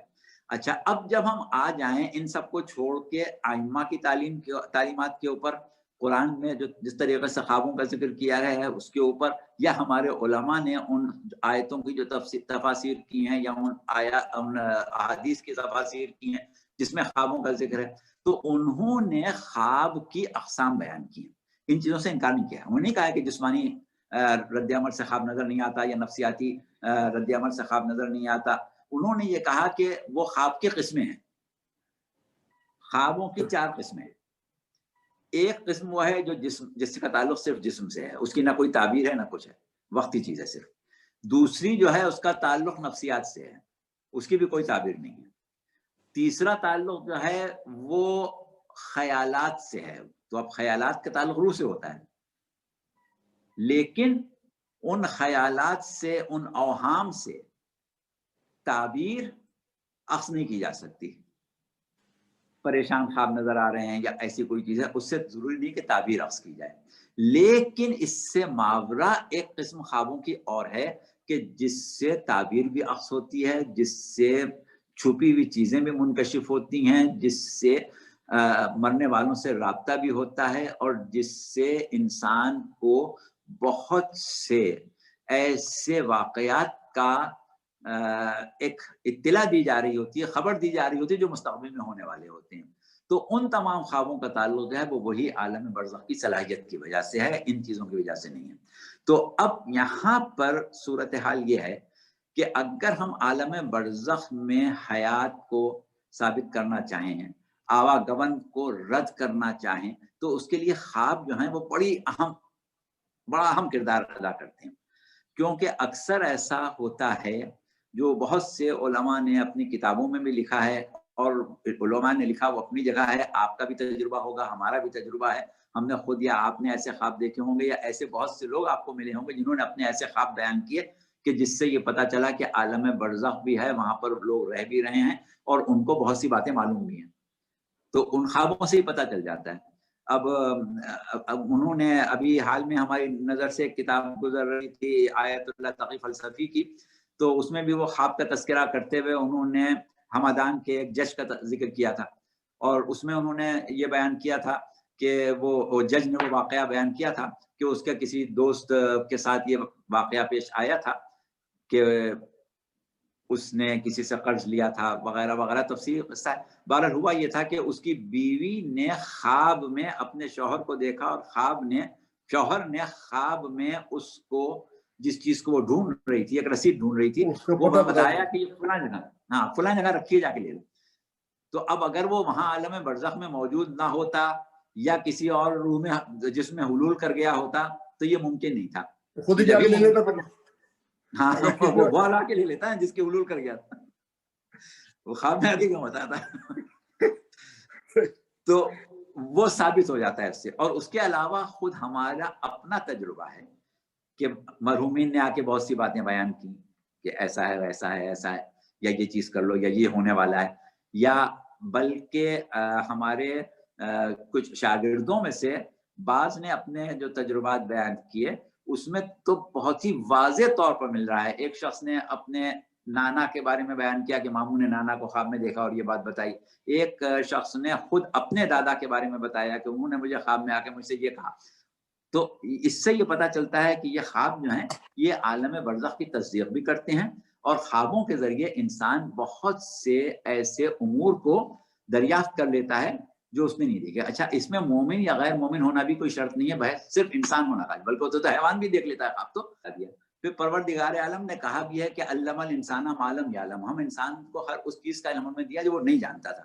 تو علم دینے کے بہت سے طریقے ہیں، اس میں الہامی بھی ہے، جس کا بھی ہم ابو علی سینا کا ذکر کر رہے تھے کہ ابو علی سینا روزانہ 50 صفحے لکھتا تھا. تو یہ چیزیں جو ہیں یہ الہامی ہوتی ہیں. تو الہام فکر کے ذریعے بھی آتا ہے، اور الہام جو ہے وہ خوابوں کے ذریعے بھی آتا ہے. اس وقت ہم اپنی گفتگو کو یہاں ختم کرتے ہیں تاکہ سوالوں کی ایک منٹ تھوڑی سی وضاحت کر دی ہے کہ جو آپ نے کہا نا کہ وہ کون سی کیٹیگری ہے خوابوں کی جو برزخ سے ریلیٹڈ ہے، وہ کون سے خواب ہوتے ہیں؟ میں نے تو شاید دیکھا نہیں آج تک اس طرح کے خواب.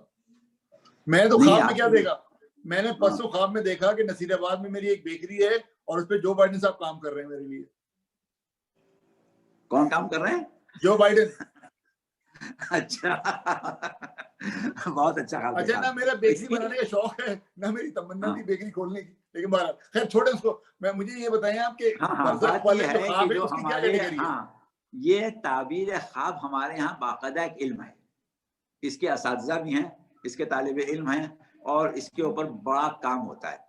تو جو ہمارے علماء ہیں، ویسے ہمارے ائمہ کے اصحاب میں جن لوگوں نے خواب کی تعبیر سیکھی اور خوابوں پر کام کیا، اس میں ابن سیرین کا نام بہت مشہور ہے، اور یہ بہت مشہور مسلمان ماہرین خواب ہے ابن سیرین. اچھا، تو ائمہ نے کے ذریعے سے علم لینے والے علماء نے جو اس کی کلاسیفیکیشن یا اس کی درجہ بندی کی ہے، وہ یہ کہتے ہیں کہ جو خواب انسان دن میں دیکھے یا وہ خواب جو صبح صادق کے وقت دیکھے، الصبح دیکھے، اور وہ خواب جو ہلکی نیند میں دیکھے، وہ الہامی ہوتے ہیں. کیونکہ انسان جب سوتا ہے تو خواب کے چکر، نیند کے چکر ہوتے ہیں. پہلے ہلکی نیند سوتا ہے، پھر اور گہری، پھر اور گہری، پھر اور گہری، بہت گہری نیند ہو جاتی ہے، پھر دوبارہ ہوشیار ہونا شروع ہوتا ہے، پھر آخر میں کافی حد تک ہوشیار ہو جاتا ہے. تو جس وقت آدمی ہوشیاری اور نیند کی بالکل سرحد، یعنی سرحد کے اوپر ہوتا ہے، اس وقت جو خواب دیکھتا ہے وہ عموماً الہامی ہوتے ہیں. اچھا، مگر وہ اگر یاد رہے تو خواب انسان بہت زیادہ دیکھتا ہے، بہت زیادہ دیکھتا ہے، لیکن اس میں سے بہت کم خواب یاد رہتے ہیں. اور جو الہامی خواب ہیں وہ یاد رہتے ہیں، یا جو تعلیمی خواب ہیں. جیسے خواب میں کسی نے کوئی دعا تعلیم کی، ہم نے خواب میں دیکھا کہ ایک بزرگ آئے ہیں اور ہم سے کہہ رہے ہیں کہ یہ دعا پڑھا کرو. ہم خواب پریشان ہیں ان کا، تم روزانہ 6 مرتبہ صبح اٹھ کے سورہ الحمد پڑھ لیا کرو، یا اس طرح کی جو تعلیمات ہوتی ہیں. یا بعض وقت تسبیحات جو ہیں وہ تعلیم ہوتی ہیں. تو وہ تسبیح جو ہمیں تعلیم ہو، وہ اگر ہمیں یاد رہ جائے تو سمجھیں کہ وہ خالص ہمارے لیے ایک قسم کا انعام تھا. کیونکہ اکثر آپ نے یا ہم نے یا ایسے خواب دیکھے ہیں جس میں تسبیحات تعلیم ہوئی ہیں کہ یہ تسبیح پڑھو. صحیح. چلیے برزخ پہ آئیے ذرا. جی برزخ، اب آپ سوالات لے لیں. نہیں، وہ سوال سے پہلے میں نے کہا ذرا برزخ کا تھوڑا اور بتا دیجیے. ہاں، برزخ کو ہی ہم یہ بتا رہے تھے کہ اب یہ عالم برزخ جو ہے اس کا آغاز ہو رہا ہے نزا کے آخری وقت سے. یہاں سے انسان کی روح جو ہے اب جسم کو مکمل طور سے چھوڑ رہی ہے.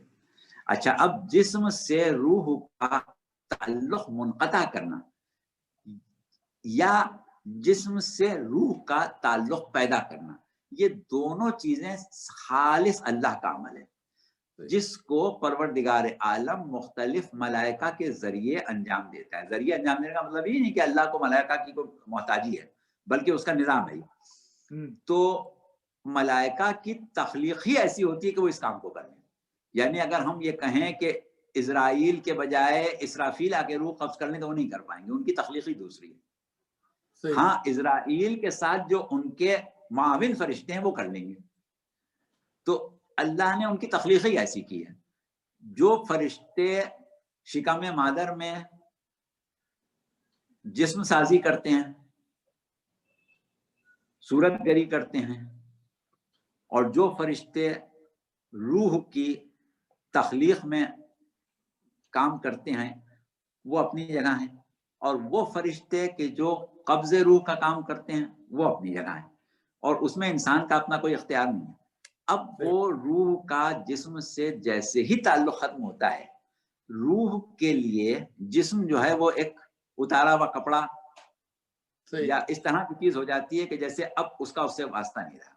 اور اب کیونکہ وہ عالم برزخ میں داخل ہو گیا، اس عالم سے نکل کے دوسرے عالم میں چلا گیا. اچھا، اب اس کے لیے بھی مثالیں ہمارے علماء نے دی ہیں، اور وہ خواب کی دی ہیں، نیند کی اور بیداری کی دی ہیں. کیونکہ رسول اللہ کا بھی قول ہے کہ تم جس طرح سوتے ہو اس طرح مرو گے، اور جس طرح بیدار ہوتے اس طرح محشر ہوگے. تو ہاں، تو اب ہوتا کیا ہے کہ ہمارے سونے اور جاگنے کی کیفیت میں ایک لمحہ بھی نہیں لگتا.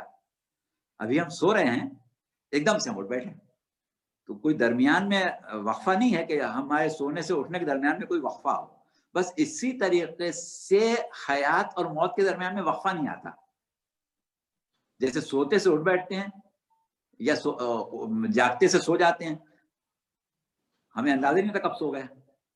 سونے کے لیے لیٹے، کچھ سوچ رہے تھے، کچھ کر رہے تھے، معلوم نہیں کب سو گئے. تو اب وہ جو سو جانا ہے جس طرح، یا جیسے سوتے سے اٹھ جانا ہے، اسی ایک لمحے کے اندر ہم عالم برزخ میں پہنچ جاتے ہیں. اب عالم برزخ میں جب ہم پہنچتے ہیں تو جو ہمارے پاس روایات ہیں اپنی ائمہ سے لی ہوئی، اور ہمارے اپنے مشاہدات مومنین کے سکرات یا مومنین کے حالت نزا کے عالم میں پیش آنے والے، تو وہ یہی بتاتے ہیں کہ ان کے اعزاء اقربا بھی ان کے استقبال کے لیے آ جاتے ہیں، اور خاص طور سے ائمہ اہل بیت، اور عموماً جو سب سے زیادہ جس میں نام پیش آتا ہے وہ امیر المومنین علیہ السلام کا، کہ امیر المومنین علیہ السلام لینے کے لیے آ جاتے ہیں. خاص طور سے اپنے چاہنے والوں کے لیے امیر المومنین کا آ جانا بہت زیادہ وہ ہے. اچھا, اور امیر المومنین کا آ جانا, امیر المومنین سے ملاقات ہو جانا, یا مرنے والے کو مرنے سے چند لمحے پہلے احساس کی وہ کیفیت عطا کر دی جاتی ہے کہ اب وہ برزخ کو دیکھنے لگتا ہے.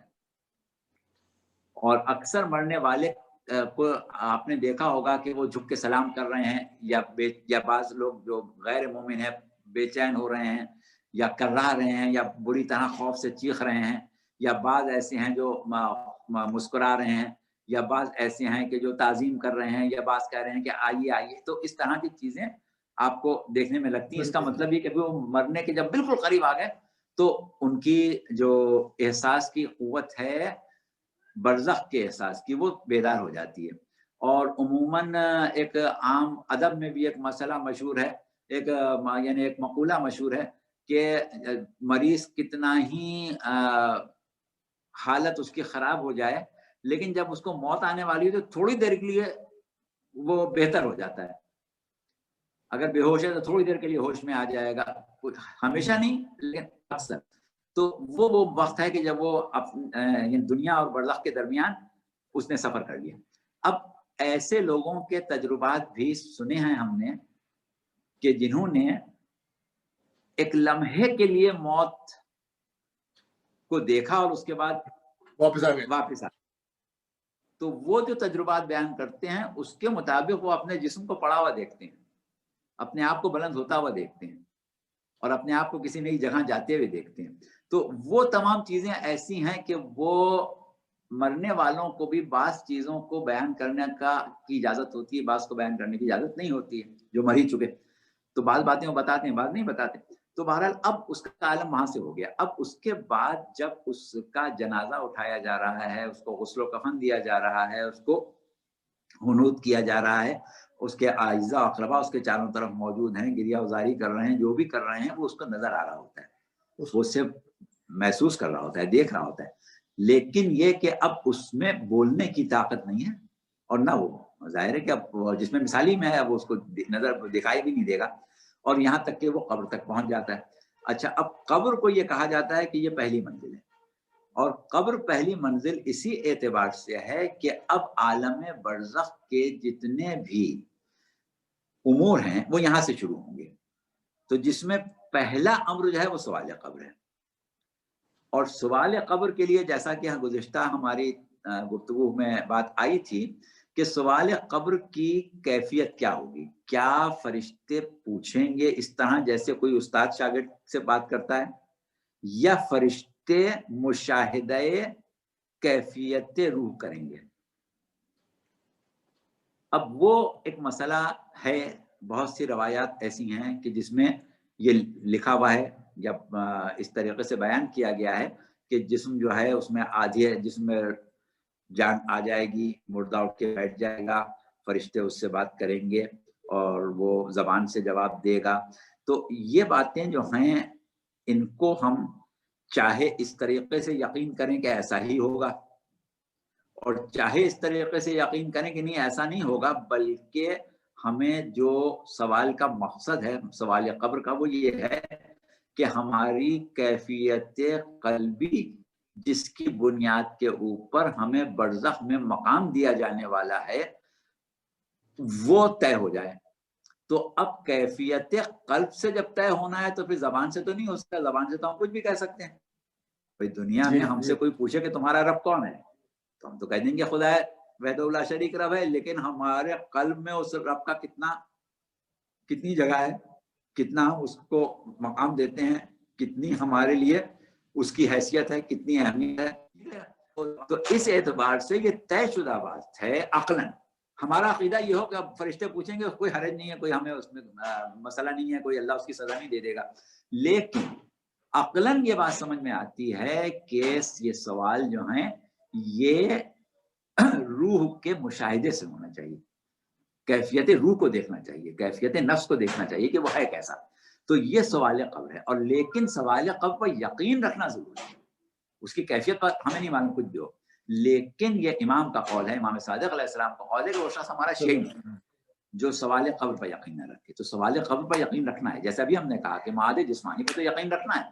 اب وہاں کی کیفیت کیا ہوگی, جسم کیسا ہوگا, کس طرح بنے گا, وہ ایک الگ مسئلہ ہے. اگر آپ میں اتنی فکر کا مادہ ہے, اتنا عقلی جواز آپ تلاش کر سکتے ہیں اور اپنے ایمان کو حق الیقین تک لے جا سکتے ہیں, تو ٹھیک ہے آپ ان چیزوں کو پڑھیں, تو آپ مان لیں ہوگا جیسے بھی ہوگا, جسم ہوگا بس قصہ ختم, یہی والا ہوگا, چلو چاہیے.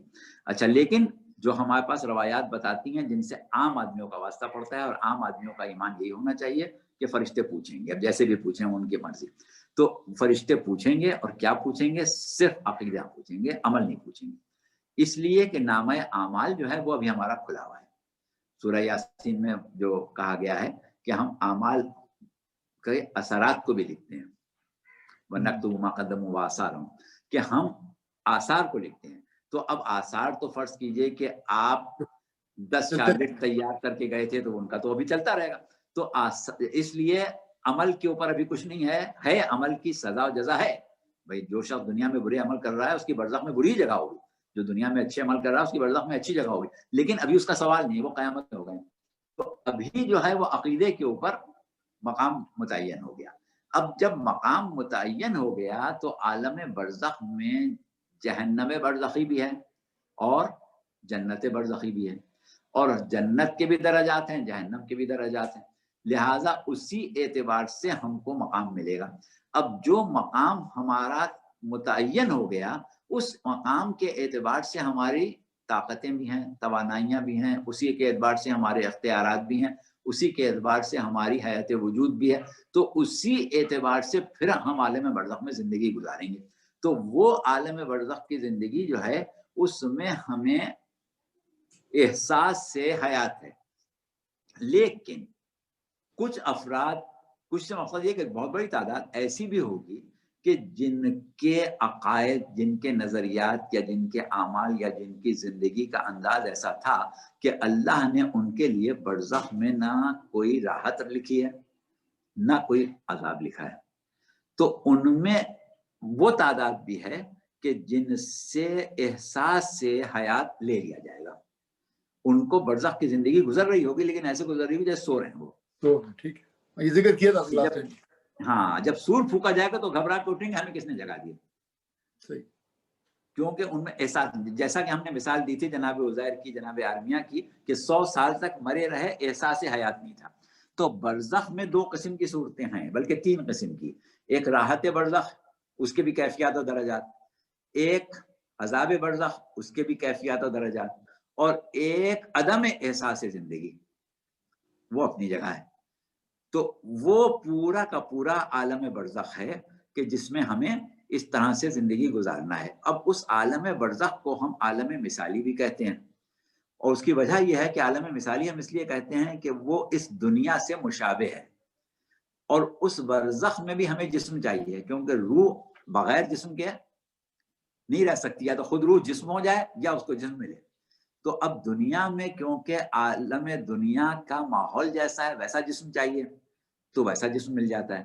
عالم برزخ کا جیسا ماحول ہے ویسا جسم چاہیے, تو وہ جسم جو ہوتا ہے اسے ہم جسم مثالی کہتے ہیں, جو شکل و صورت میں بالکل ایسے ہی ہوتا ہے جیسا ہم دنیا میں ہیں. اور برزخ میں جانے کے بعد مومنین, نیک لوگ جو ہیں وہ اپنے شباب سے قریب ہو جاتے ہیں. یعنی اگر بہت نیک اور صالح شخص ہے تو اس کا جسم مثالی ویسا ہوگا جیسا وہ جوانی میں تھا, اور نسبتاً کم ہے تو جیسا جوانی کے قریب تھا. مثلا مرا وہ 80 سال کی عمر میں, اس وقت تو اس کی حالت کچھ اور ہی تھی. لیکن اب آپ اس کو جب خواب میں دیکھیں گے تو ایسا دیکھیں گے جیسا 55-60 سال کی عمر میں تھا, یا ایسا دیکھیں گے جیسا 22 سال کی عمر میں تھا. تو اب اس کا جسم مثالی جو ہے وہ اس کی کیفیت کے مطابق چلا گیا. اچھا, اس جسم مثالی میں جو احساسات ہیں اس جسم مادی کے مقابلے میں زیادہ ہیں, کیونکہ جتنا جسم لطیف ہوتا جاتا ہے لطافت احساس کو بڑھا دیتی ہے. جس چیز کو بھی آپ لطیف کریں گے اس کی صفات اثرات کے اعتبار سے بڑھ جائے گی. یہ فارمولا آپ کے ڈاکٹر ہینیمن نے, جو کہ موجود ہیں ہومیوپیتھی میڈیکل سائنس کے, ان کا بھی یہی فارمولا ہے کہ انسان کی روح بیمار ہوتی ہے, کبھی جسم بیمار نہیں ہوتا. اور روح کی دوا جو ہے وہ قوی ہونا چاہیے، زیادہ سے زیادہ قوی ہو، اور قوی کرنے کے لیے لطیف کرتے ہیں اسے. جیسے ایک ڈرگ ہے، اب اس کی 30 پوٹینسی ہے، 100 پوٹینسی ہے، یا 1000 پوٹینسی ہے، یا لاکھ پوٹینسی ہے، تو وہ پوٹینسی جو بڑھتی ہے وہ لطافت سے بڑھتی ہے، اس کثافت سے نہیں بڑھتی. جیسے آپ کی ایلوپیتھک میں تو آپ جب ڈوز دیں گے تو جتنا زیادہ ڈرگ کو بڑھا دیں گے اتنی اسٹرانگ ہو جائے گی. وہ کہتے ہیں اتنا کم کر دیں گے اتنی اسٹرانگ ہو جائے گی، کہ ایک قطرہ جو ہے وہ ڈرگ کا ہے اور 10 قطرے الکوہل کے ہیں تو وہ تو اس کی پوٹینسی ایک ہی ہے. لیکن اس 10 قطروں کو ایک قطرہ لے کے آپ 10 قطرے الکوہل کے ڈال دیں تو پوٹینسی 2 ہو جائے گی. اور اس طریقے سے اگر 30 مرتبہ کریں گے تو 30 ہو جائے گی، 100 دفعہ کریں گے تو 100 ہو جائے گی، 1000 دفعہ کریں گے تو 1000 ہو جائے گی. تو جب 1000 دفعہ کریں گے تو اس میں ڈر رہی کہاں، یعنی فزیکلی تو رہی نہیں نا. تو وہی والی بات ہے کہ لطافت سے احساس بڑھ جائے گا، اثر بڑھ جائے گا. تو اس اعتبار سے وہاں پر لذت کا احساس بھی زیادہ ہے اور وہاں پر تکلیف کا احساس بھی زیادہ ہے. اور اسی طریقے سے وہ احساسات کہ جو ہم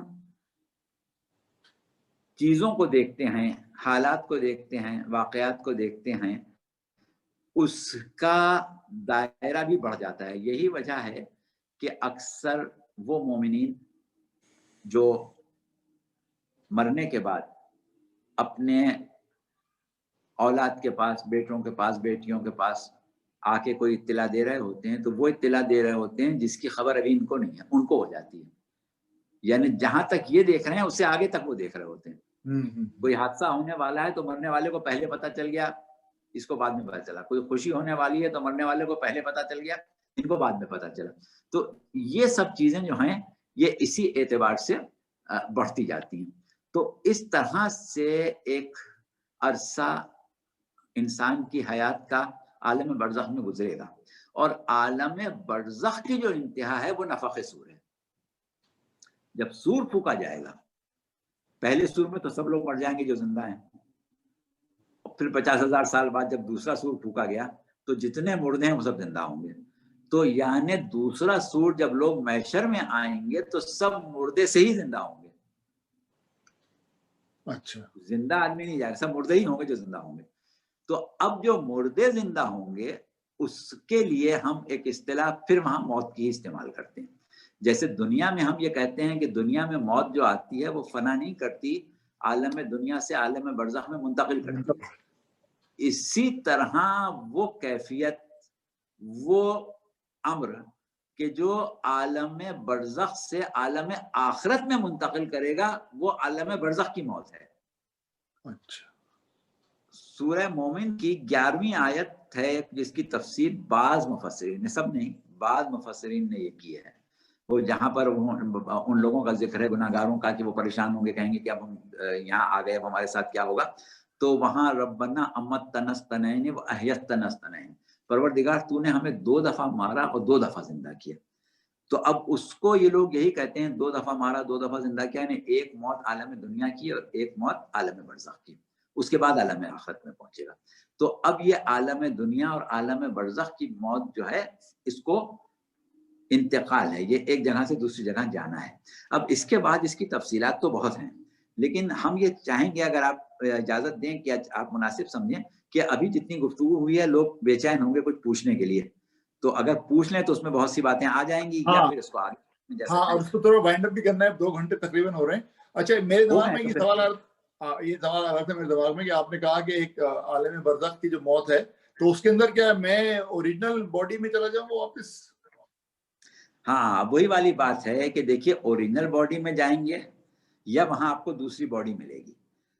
اس میں پہلی چیز یہی ہے کہ معاد جسمانی ہماری ضروریت دین میں شامل ہے، ہمیں اس پر یقین اور ایمان ہونا چاہیے کہ لازماً ہمارا جسم ہوگا روز محشر. اچھا، اب اس جسم کی کیفیت کیا ہوگی، اس جسم کی حالت کیا ہوگی؟ تو گزشتہ تقریر میں ہم نے اس کا جواب دیا تھا اور آج کے شروع میں بھی کہ جیسا عالم ہوتا ہے ویسا جسم ہوتا ہے. تو اب عالم آخرت میں روز محشر جب ہم میدان حشر میں کھڑے ہوں گے یا بعد میں جنت میں چلے جائیں یا دوزخ میں چلے جائیں تو وہاں کے ماحول کے مطابق ہی ہمارا جسم ہونا چاہیے. جسم تو ہوگا اور ہمارا ہی ہوگا. اچھا، اب یہاں پر ایک تصور یہ کیا جاتا ہے کہ وہ جسم جو ہے وہ وہی ہوگا جو ہمارا دنیا کا ہے. تو یہ بات مانی جا سکتی ہے کہ دنیا کے جسم کا جیسا ہو، لیکن اس کی صفات جو ہیں وہ اس سے مختلف ہونا عقلاً ضروری ہے. اچھا، اب جو نظریہ ہمارے پاس ہے جس کی ہم ابھی عالم آخرت میں جا کے گفتگو شروع کریں گے کہ عالم آخرت میں ہمارا جسم کون سا ہوگا، تو وہاں پر ایک لفظ استعمال ہوتا ہے تجرد طعام. یہ ہے حکمت متعالیہ کا لفظ. حکمت متعالیہ ہم اس علم کو کہتے ہیں کہ جس کو متعارف کرانے والے یا جن نظریات سے مرتب ہونے والا علم جو ہے وہ ملا صدرہ کا ہے. تو وہ حکمت متعالیہ میں تجرد طعام یہ ہے کہ جو ہماری روح ہے وہ خود جسم بن جائے. اچھا. کیونکہ موت جو آتی ہے نا وہ آتی ہے چاہے دنیا میں آئے چاہے برزخ میں آئے، روح اور جسم کے رابطے کے منقطع ہونے سے آتی ہے. اگر ہماری روح خود جسم ہو جائے تو موت مفقود ہو جائے گی، یعنی موت کے آنے کا سوال ہی نہیں ہوگا. پھر موت تو اس لیے آ رہی ہے نا کہ جسم کو روح نے چھوڑا ہے. دنیا میں جسم مادی کو چھوڑا ہے، برزخ میں جسم مثالی کو چھوڑا ہے. لیکن اب جب ہماری روح یا حقیقت وجود خود ہی جسم ہے تو اب موت کا تصور ہی ختم ہو گیا. اب چاہے جہنم میں جلتے رہیں، چاہے جنت میں گھومتے رہیں، چاہے کسی اور وادی میں رہیں، اب موت تو آ ہی نہیں سکتی. وہ موت کیسے آئے گی جب جس تعلق وہ آئی نہیں؟ دو چیزیں ہی نہیں، ایک ہی چیز ہے. برزخ والی جو موت ہے وہ بھی تو جسم سے روح کو الگ ہونا ہوگا نا. موت کا مطلب تو یہی ہے نا. تو برزخ کی جو موت آئے گی جس میں مثالی سے الگ ہونا ہے، جس میں مثالی سے الگ ہونا ہے. تو پھر قیامت کے دن میں کون سے جسم کے ساتھ اٹھوں گا؟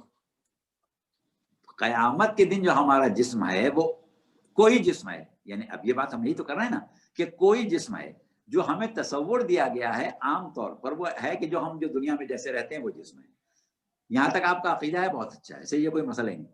لیکن اگر ہم یہ غور کریں کہ بھائی وہاں جسم تو ہم رہ ہی نہیں سکتے، تو اب آپ آ جائیے حکمت مطالعہ سے نکالیے کہ ہمیں جواب ملے گا کہ بھائی اس جسم سے تو نہیں رہ سکتے، کون سا جسم ہوگا.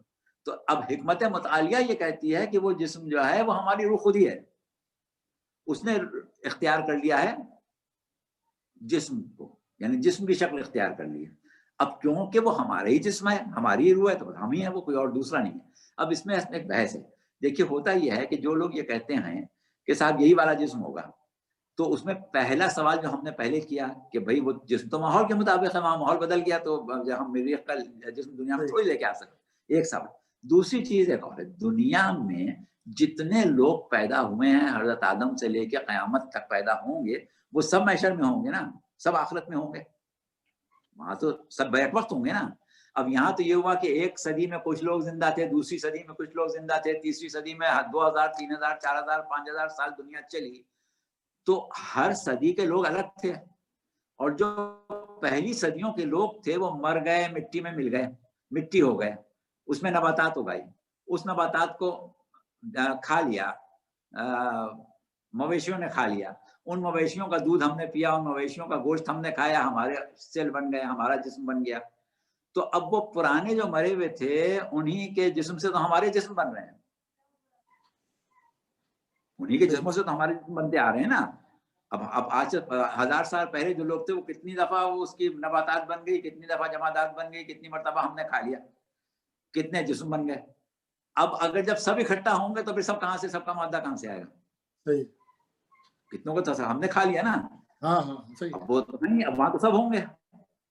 صحیح. ایک چیز. تو وہ ڈفرینٹ ہی ہوگا. دوسری چیز یہ کہ قرآن یہ کہہ رہا ہے کہ یہ زمین لپیٹ دی جائے گی یا ختم کر دی جائے گی. تو جب ختم کر دی جائے گی تو یہاں کے اجزا پہ وہاں کیسے آئیں گے؟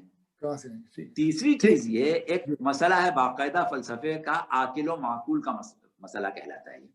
عاقل یعنی کھانے والا، معقول جس کو کھایا جائے. ایسی قومیں گزری ہیں دنیا میں جنہوں نے انسانوں کو کھایا.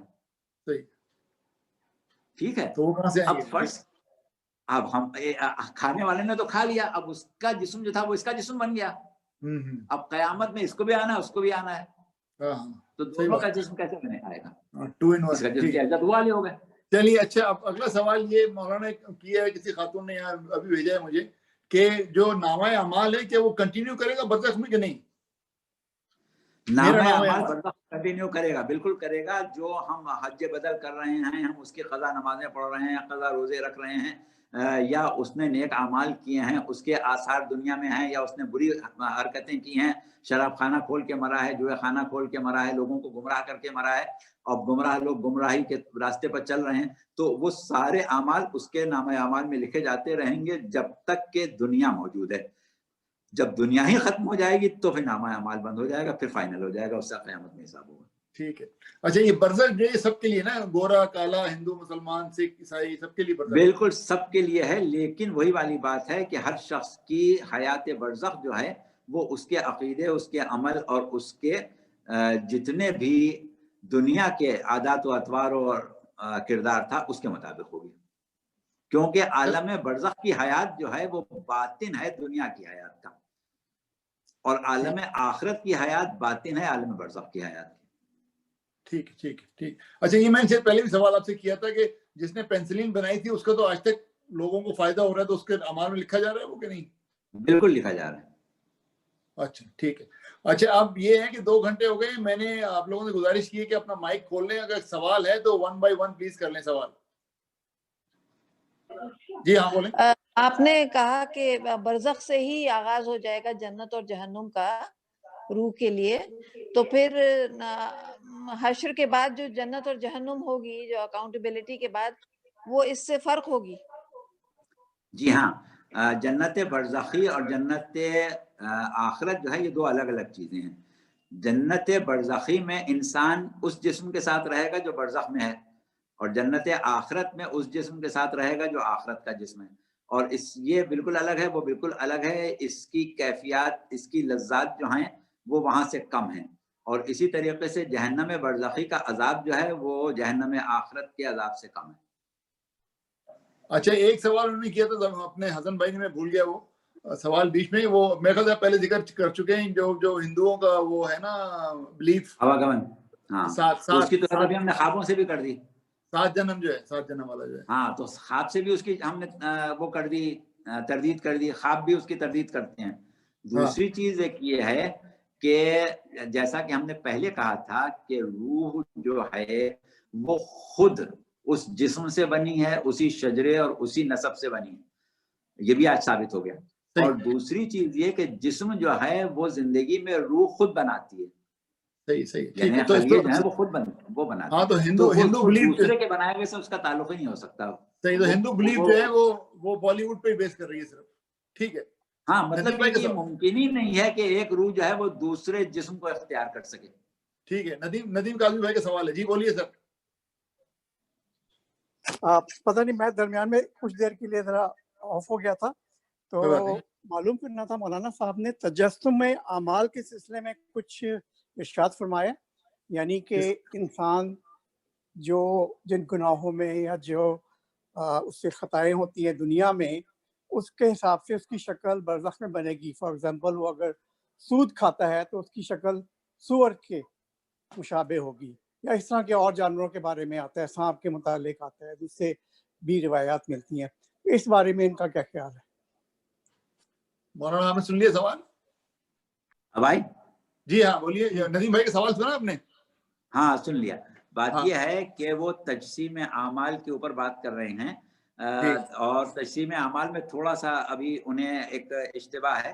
وہ انسان کی جسم کے اوپر جس پر ہم لوگ بات کر رہے تھے کہ اس کی جو حقیقت وجود ہے ویسا اس کا جسم ہوگا، وہ اپنی جگہ بالکل صحیح ہے، اور بہت سے لوگ روز حشر جانوروں کی شکل میں محشور ہوں گے۔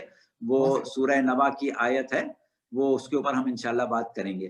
اور اس کے علاوہ جو آپ نے تجسیم کی بات کی، تجسیم یعنی جسم کا بننا، تجسیم جسامہ سے بنا، جسم کہتے ہیں نا، تجسیم یہ باب تفعیل ہے، یعنی جسم کا بننا۔ تو قیامت میں بہت سے جسم ایسے بھی بن جائیں گے جو دنیا میں نہیں ہیں۔ اس میں ایک چیز ہے تجسیم اعمال، ایک ہے تجسیم عقائد۔ تو وہ تجسیم اعمال اور تجسیم عقائد کے اوپر انشاءاللہ جب ہم ابھی عالم برزخ کو ختم کر کے محشر کی طرف آئیں گے تو بات کریں گے۔ جو انسانوں کے اعمال جو ہیں وہ بھی وہاں مجسم ہو جائیں گے، اور ان کی بھی اپنی ایک شکل ہوگی، اور اسی طریقے سے عقائد کی بھی اپنی ایک شکل ہوگی، اور وہ انسان کو جو برے اعمال کی شکل بنے گی وہ انسان کا پیچھا نہیں چھوڑیں گے۔ اور بعض اوقات ہمارے پاس بعض روایات عالم برزخ میں بھی تجسیم اعمال کی ملتی ہے، اس سلسلے میں ایک بڑی مشہور روایت ہے جو ایک عالم نے اپنی ایک کتاب میں لکھی ہے، وہ تفصیل میں اب کیونکہ وقت ختم ہو گیا ہم نہیں جا رہے ہیں، صرف اتنا سن لیں کہ برزخ میں بھی بعض اوقات ایسا ہوتا ہے کہ اعمال کی تجسیم ہو جاتی ہے، اور انسان کا عمل جو ہے وہ خونخوار درندہ بھی بن سکتا ہے، اور انسان کا عمل جو ہے وہ بہت ہی خوبصورت شکل میں انسان بھی بن سکتا ہے۔ آپ اگر اپنے پاس آپ کے پاس مفاتیح الجنان ہوگی، وہ آپ نکالیے، ماہ رجب کے اعمال نکالیے، شروع کی جو دعائیں ہیں 15 مناجاتیں ہیں، اس کے بعد اعمال ماہ رجب شروع ہو جاتے ہیں۔ اعمال ماہ رجب میں آپ کو ایک چیز ملے گی، لیلۃ الرغائب، یعنی ماہ رجب کی جمعرات، پہلی جمعرات۔ تو ماہ رجب کی پہلی جمعرات کے اعمال لکھے ہوئے ہیں کہ اس میں آپ کو دن میں روزہ رکھنا ہے جمعرات کو، اور رات کو عمل کرنا ہے، جو نمازیں پڑھنا ہے۔ اس کے نیچے یہ لکھا ہوا ہے کہ جو شخص یہ عمل کرے گا قبر میں ایک انتہائی حسین انسان کی شکل میں وہ عمل اس کے پاس آئے گا اور اس کا مونس و یاور بن جائے گا۔ یہ ہے تجسیم عمل۔ تو یہ تجسیم اعمال جو ہے وہ برزخ کے لیے بھی بعض روایات میں ملتا ہے، لیکن قیامت میں بہت واضح ملتا ہے۔ تو یہ ہے اپنی جگہ، اس کے اوپر انشاءاللہ گفتگو کریں گے۔ اچھا، اور سوال ہے زرین کا؟ اچھا، وہ جتنے سوال کریں میں مولانا ایک سوال آپ سے پوچھوں، برزخ کے اندر میں اپنے آباء و اجداد سے بھی ملوں گا نا؟ بالکل ملیں گے، آباء و اجداد سے نہ صرف ملیں گے بلکہ ان کے ساتھ رہنا، ان سے بات چیت کرنا، اور باقی اپنے دوستوں سے، یا وہاں آپ کے نئے دوست بن جائیں، یا اور چیزیں ہو سکتی ہیں، بلکہ یہاں تک بعض روایات میں ملتی ہے کہ وہاں رشتے بھی ہو سکتے ہیں۔ اچھا اچھا اچھا اچھا، یہ میرا سوال، اکبر تم رک بھی جاؤ۔ ہاں بولو بولو۔ میرا سوال جو نامہ اعمال پہ تھا، تو آپ نے جو جواب دیا وہ یہ تھا کہ نامہ اعمال کھلا رہے گا، لیکن جو لوگ یہاں رہ گئے ہیں، جو زندہ ہیں، وہ آپ کے لیے اچھے اعمال کریں تو وہ آپ کے نامہ اعمال میں جائیں گے، لیکن جو لوگ برزخ میں موجود ہیں وہ کیا کر رہے ہوں گے؟ ان کے کوئی نامہ اعمال، مطلب یہ تو لگ رہا ہے ہاں ٹھیک ہے، پارٹی چل رہی ان کا ہے، عمل جو ہے وہ اب نہیں اور لکھا کوئی جائے کچھ گا۔ نہیں کر رہے ہوں گے وہاں؟ نہیں، وہ کچھ بھی کریں، وہ ان کے نامہ اعمال میں لکھنے کی چیز نہیں ہے، اس لیے کہ عالم دنیا جو تھا وہ عالم آزمائش تھا۔ اچھا اچھا، ہاں، وہ ہے کہ للذی خلق الموت والحیات لیبلوکم ایکم احسن عملا، حیات جو ہے وہ آپ کو دی گئی ہے آزمائش کے لیے، اس میں جو آپ کریں گے اس کی سزا بھی ہے، جزا بھی ہے، لیکن جب موت آ گئی تو اب آپ کا عمل جو ہے وہ اس کی کوئی سند نہیں رہی، اب وہ آزمائش سے باہر چلے گا۔ جیسے کمرہ امتحان میں، ایگزامینیشن ہال میں جب آپ لکھیں گے تو اس کے نمبر ملیں گے، اب باہر آنے کے بعد آپ پورے کاپی لکھ دیں، اس کے نمبر نہیں ملنا۔ صحیح بات، صحیح سمجھ گئے، اچھی ایگزامپل، شکریہ۔ اچھا جی، اور کسی کا سوال ہے؟ جی محمد، اگر ٹائم ہے تو میں کر سکتا ہوں؟ کر لیے ضرور، بسم اللہ۔ جی مولانا صاحب السلام علیکم، پوچھنا یہ ہے کہ اکثر مرحومین جو ہے وہ اپنی ایک خواہش ظاہر کرتے ہیں، وش ظاہر کرتے ہیں کہ جی مجھے جو ہے وہ کربلا معلیٰ میں دفن کیا جائے، یا مجھے امام رضا کے وہاں قبرستان میں دفن کیا جائے، جی ہاں، مرنے کے بعد۔ تو ان کو جب دفن کیا جاتا ہے تو یہ ایک امانت کے طور پہ دفن کر دیا جاتا ہے، بعد میں 2 سال 3 سال بعد ان کی اولاد کو جب بھی موقع ملتا ہے، جیسا بھی ملتا ہے وہ لے جاتے ہیں، تو وہ جو میت ہے وہ ایز اٹ از پائی جاتی ہے؟ جی ہاں بالکل، وہ صورتحال جو ہے اس کو ہم تدفین، عارضی تدفین کہتے ہیں، اور وہ عارضی تدفین باقاعدہ دعائیں پڑھ کے اور اس عہد کے ساتھ دفن کی جاتی ہے کہ یہ مستقل تدفین نہیں ہے، اور زمین کے پاس ہم نے اس کو بطور امانت رکھا ہے۔ تو ایسی صورت میں پروردگار عالم کا نظام اس طرح کا ہے کہ وہ اس میت کو محفوظ رکھتا ہے، اور پھر اس کے بعد نکال کے جہاں دفن کرنا ہے وہاں کیا جاتا ہے۔ اور اب آپ نے ایک بات کر ہی لی تو اس سلسلے میں ایک بات ہم اور کر دیں کہ یہ وصیت کرنے کا موقع بہت کم لوگوں کو ملتا ہے، یا بہت کم لوگ خوش نصیب ایسے ہوتے ہیں کہ جن کے ورثاء کو اس بات کا موقع ملے کہ اپنی میت کو، اپنے والدین کی یا اپنے کسی بھی عزیز کی میت کو زمین میں بطور امانت رکھیں اور اس کے بعد کربلا معلیٰ میں لے جا کے یا نجف اشرف میں دفن کریں یا کسی اور مقدس مقام پر دفن کریں، بہت کم لوگوں کو موقع ملتا ہے، لیکن پروردگار عالم نے اپنی طرف سے اس کا انتظام کیا ہوا ہے، اور ہزاروں کی تعداد میں پروردگار عالم نے ایسے ملائکہ خلق کیے ہیں جو ملائکہ نقالہ کہلاتے ہیں۔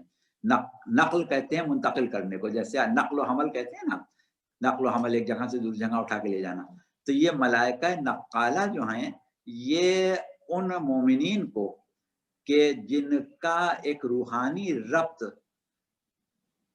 مقدس ہستیوں سے، مثلا ائمہ اہل بیت سے ہے، اب ایک شخص ہے اس کا ایک روحانی ربط امیر المومنین علیہ السلام سے بہت زیادہ ہے، بہت محبت کرتا ہے، بہت یاد کرتا ہے، بہت اتباع کرتا ہے، بہت اس کو تصور اور خیال رہتا ہے امیر المومنین کا، تو اب جب اس کو کہیں بھی دفن کیا جائے گا ملائکہ نقالہ اس کو منتقل کر دیں گے نجف اشرف۔ یا اسی طریقے سے ایک شخص ہے کہ جو اہل نہیں ہے کربلا میں دفن ہونے کا، اس کو کربلا میں دفن کر دیا گیا تو ملائکہ نقالہ اس کو وہاں سے نکال کے ایسی جگہ منتقل کر دیں گے جہاں کا وہ اہل ہے، اور بعض لوگ متبرک مقامات کے اوپر دفن کر دیے جاتے ہیں جبکہ وہ اس قابل نہیں ہوتے کہ ان کو وہاں دفن کر دیا جائے، تو وہاں پر ان کی ظاہری قبریں رہ جاتی ہیں لیکن ان کا جسم جو ہے وہ وہاں سے نکال لیا جاتا ہے، دوسری جگہ پہنچا دیا جاتا ہے۔ صحیح ہے، لیکن یہ تو مسئلہ تو جسم کا ہے نا، ویسے تو مسئلہ تو روح کا مسئلہ ہے نا، یہ روح تو مسئلہ روح کا ہے، وہی والی بات ہے۔ ایسے دیکھیے بات یہی ہوتی ہے کہ روایات جب بیان کی جاتی ہیں تو عام لوگوں کے لیے بیان کی جاتی ہیں، اب عام لوگوں کے لیے تو یہی ہے، اور بعض اوقات اس کا اطلاق جسم پر بھی ہو جاتا ہے، جیسا کہ ہم نے کہا کہ کبھی کبھی ریئر کیسز میں عذاب کا اطلاق جسم پر نظر آ جاتا ہے۔ ہمارے ساتھ خود زندگی میں ایک دفعہ یہ موقع آیا کہ ایک مومن شخص تھا اور بہت ہی نیک آدمی تھا، لڑکا تھا نوجوان، اس کو قتل کر دیا گیا تھا، اور اس کے ساتھ میں اس کا ایک دوست تھا، اس کو بھی قتل کر دیا گیا تھا، وہ غیر مومن تھا۔ بعد میں جب تشویش وہ تحقیقات وغیرہ ہوئی تو پوسٹ مارٹم کے لیے ان کی لاشیں جو ہیں وہ قبروں سے نکالنے کی ضرورت پیش آئی۔ اچھا، تو اب جب قبریں کھودی گئیں تو ایک جو مومن تھا اس کی لاش بالکل صحیح سالم نکلی، اسی حالت میں جس طرح وہ زخمی دفن کیا گیا تھا، اور جو اس کے برابر میں دفن، دونوں کی قبریں برابر تھی، ملا کے دونوں کو ایک جگہ دفن کیا گیا تھا۔ جب برابر والے کی قبر کھودی گئی تو اس کا آدھا جسم جو تھا وہ صاف ستھرا تھا جو اس کی طرف تھا، اور آدھا جسم بالکل کوئلہ ہوا تھا۔ اور یہ ہم سے بیان کس نے کیا؟ اس مرحوم کے والد نے، جو قبر کے کھدتے وقت وہاں موجود تھے۔ اچھا، تو بعض اوقات اثرات ہوتے ہیں۔ اچھا، ٹھیک ہے، صحیح۔ اچھا، اور کسی کے پاس کوئی سوال ہے؟